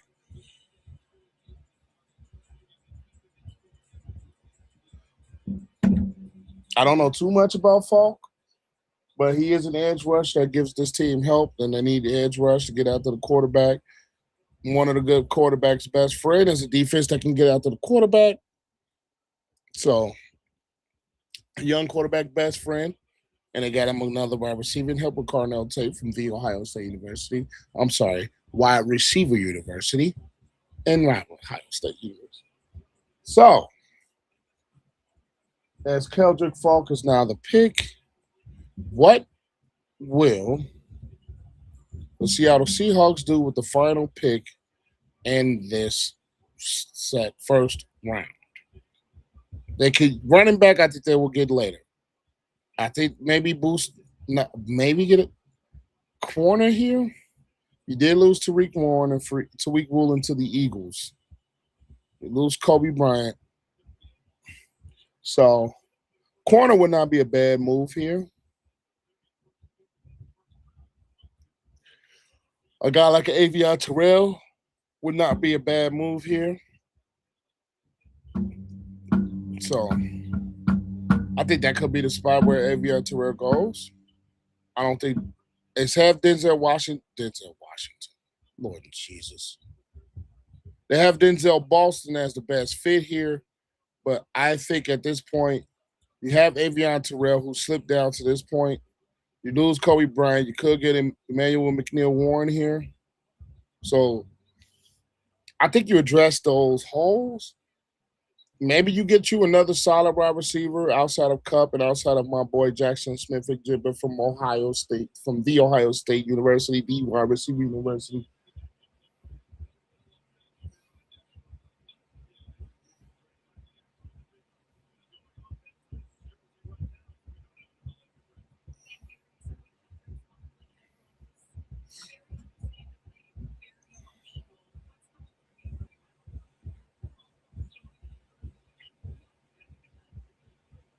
Let me just make this clear.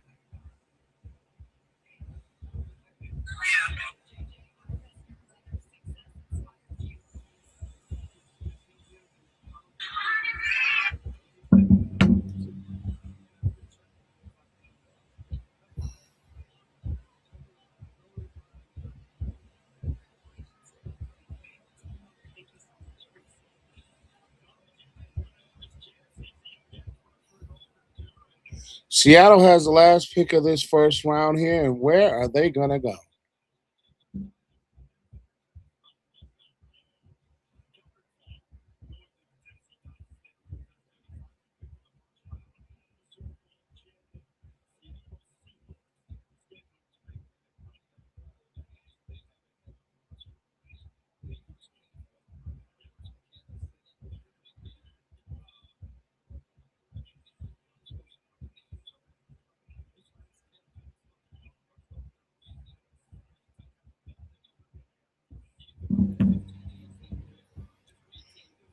So, as we conclude, getting to the conclusion of this draft,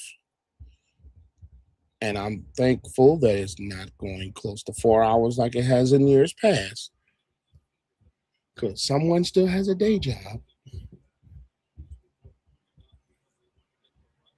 So, where are the Seahawks going to go? I think they go Avion Terrell. I think they should go Avion Terrell. But they can go Emmanuel McNeil Warren as well with the loss of Kobe Bryant.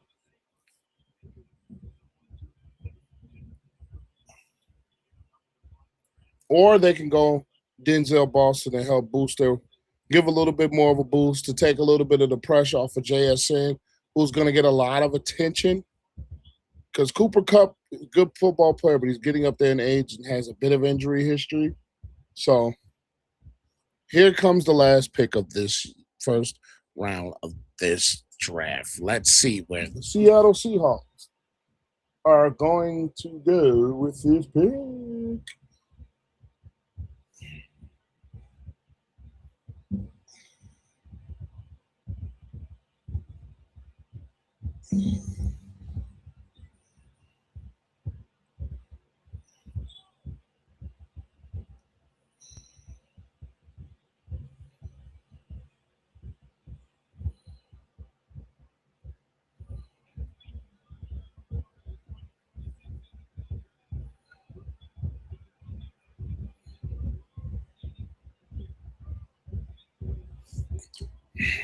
We had a Make-A-Wish kid doing a Seattle pick. Can't you be mad at it?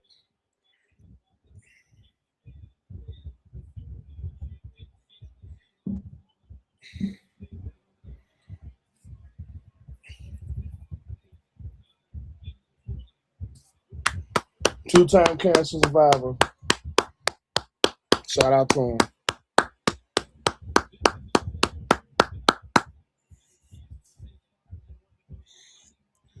Shout out to him. He beat cancer twice. Hey, shout out to that, man, for real. Much love. Much love to him, man. I love this.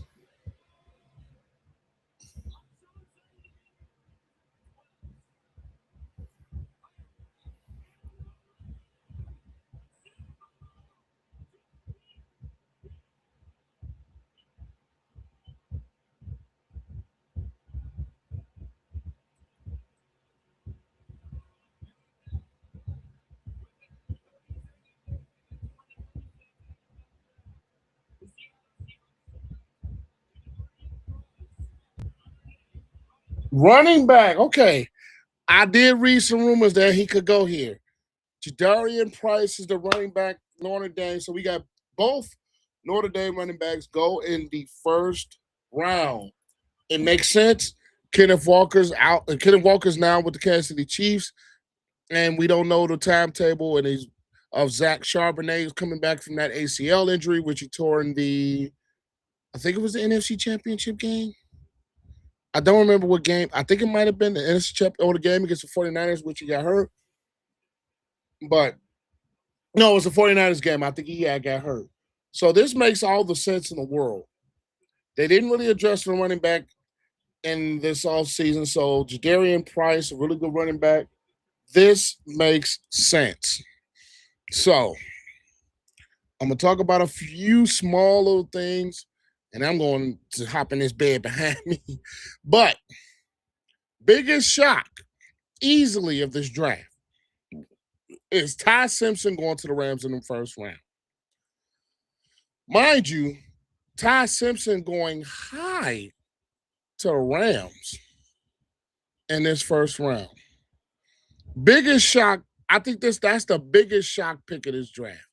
By far, the biggest shock pick of this draft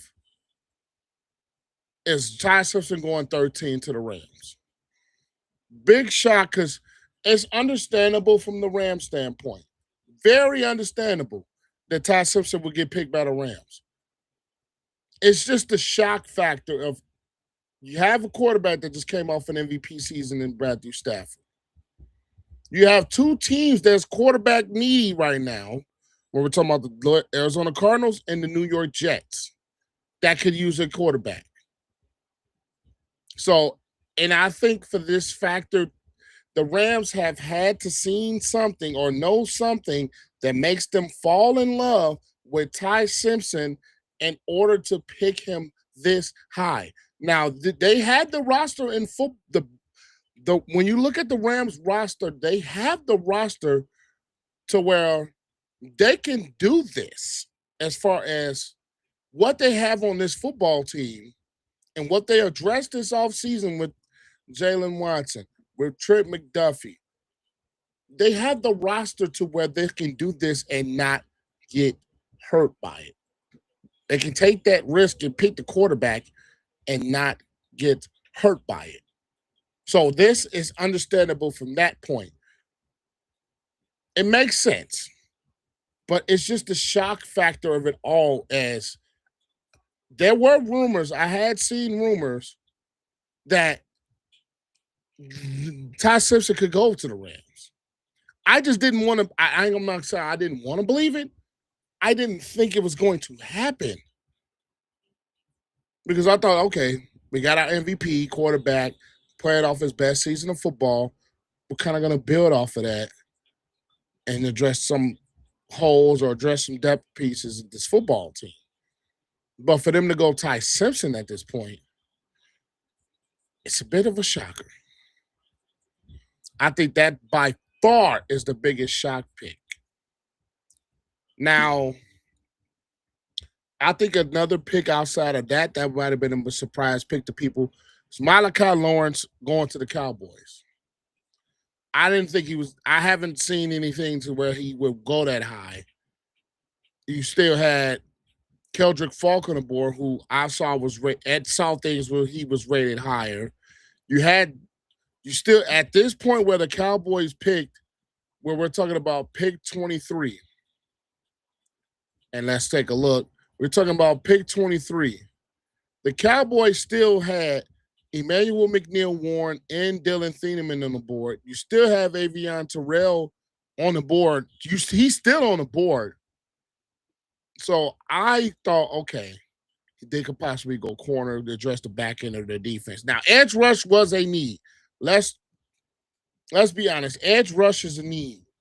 I thought they would have addressed that in other ways, but I'm not too familiar with Malachi Lawrence, and when I've seen things, I didn't see him as a first round pick grade and a lot of other things. I didn't see it. Chris Johnson going here over Avion Terrell is a bigger shocker to me too. Chris Johnson going to the Miami Dolphins. I didn't think Jamal McCoy, with all the injury questions, was going to go in this first round, because when you have the torn ACL and then you're talking about him missing another year of football, I didn't think he was going to go in this first round. And the biggest safe pick we all know is Fernando Mendoza. Another surprise pick, I didn't think the Cardinals were going to select Jeremiah Love that high. He's a very talented football player, don't get me wrong. And I think the Cardinals had other needs other than running back, even though having a good running back could change your offense. Even though quarterback is a need, but I didn't think a quarterback was going to go this high. I thought there was a bigger need for this football team other than running back. Now, like I said, Jeremiah Love can change a bit of this football team. I just thought they would have went in another direction. Carnell Tate my Buckeye guys, Carnell Tate to the Titans makes sense. Alvell Reese dropping to the Giants, and the Giants were not going to let him go that far. And then Sonny Styles going to the Commanders. That makes perfect sense for what he can do at that linebacker position. Caleb Downs going to the Cowboys, I think, is the perfect scenario for them. Perfect scenario for them, as they need safety help. And Caleb Downs is one of the better safeties, actually the best safety in this draft. And I think he has an intelligence to where he can develop it even more. And I think it was a great pick for them. Mansour Delane getting drafted, moving up 3 spots and giving up 2 other picks to get Delane, who I still thought would have been there at 9. I think that was another big of a shock factor for me. But outside of Ty Simpson, of course, his biggest shock factor, yes, that's about it. Bears, I give them an A+ for Dylan Thieneman. I give that's easy A+ for me. Monroe Freeland, I think, is a very good pick for the Carolina Panthers. So I think a lot of teams came away, they have with the feeling that they got better. The Jets moving back into the first round to select Omar Cooper is a very good selection. With Kenyon Sadiq is a very good selection with David Bailey. So the Jets, I think, are winners in this first round. I think the losers, I think if we're looking at it now, the loser possibly in this first round, I think, could possibly be the Miami Dolphins. If we're just looking at it, I think the Miami Dolphins could be a loser in this first round. Because I think Avion Terrell, higher grade, higher talented than Chris Johnson. Then on top of that, you don't address the wide receiver position, which needed some help. You get your offensive tackle and a guy like a a Caden Proctor. You address your offensive line, but I think they should have addressed wide receiver, which I think they still can with Denzel Boston still on the board. And then they don't really have a pick until the 43rd pick. And I think that's Denzel Boston might be gone by then. I still think the weaponry of the Dolphins team is Akeem Mesidor can help with the Chargers. I'm not going to call them a loser in this draft. So I think another loser in this draft, looking at what they could have had, I think another loser in this draft could be, and I'm looking at this now, it's not Seahawks. I think the Dolphins are a big loser in this draft. I can't call the Rams a loser in this draft. We have to see what Ty Simpson develops into. But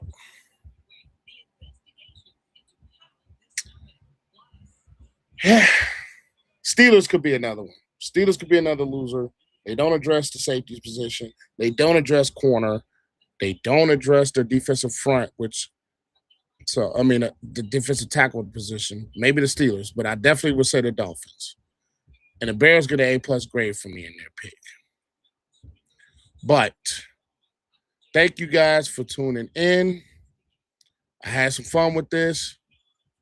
Draft was over a lot earlier than when it was in years past, so I hope they continue to do this. But Bears, grade A pick. We'll see what the next couple of days brings, and I will be doing a Chicago Bears weekly episode of reviewing the entire draft class, so make sure you guys stay tuned for that. I'll probably do a winner losers pick from the entire draft. I'll probably do a video about that. So there's more stuff coming, and I'm probably going to start streaming live a little bit more on this channel. So love you guys. ABW Sports signing out. Thank you for the TikTok as well for tuning in and signing in. I am signing out. I got to hit the hay. Got an early day tomorrow. Still got a day job here, so love you guys. Catch you guys later. APW Sports signing out. Make sure you have a great rest of your day, great rest of your week.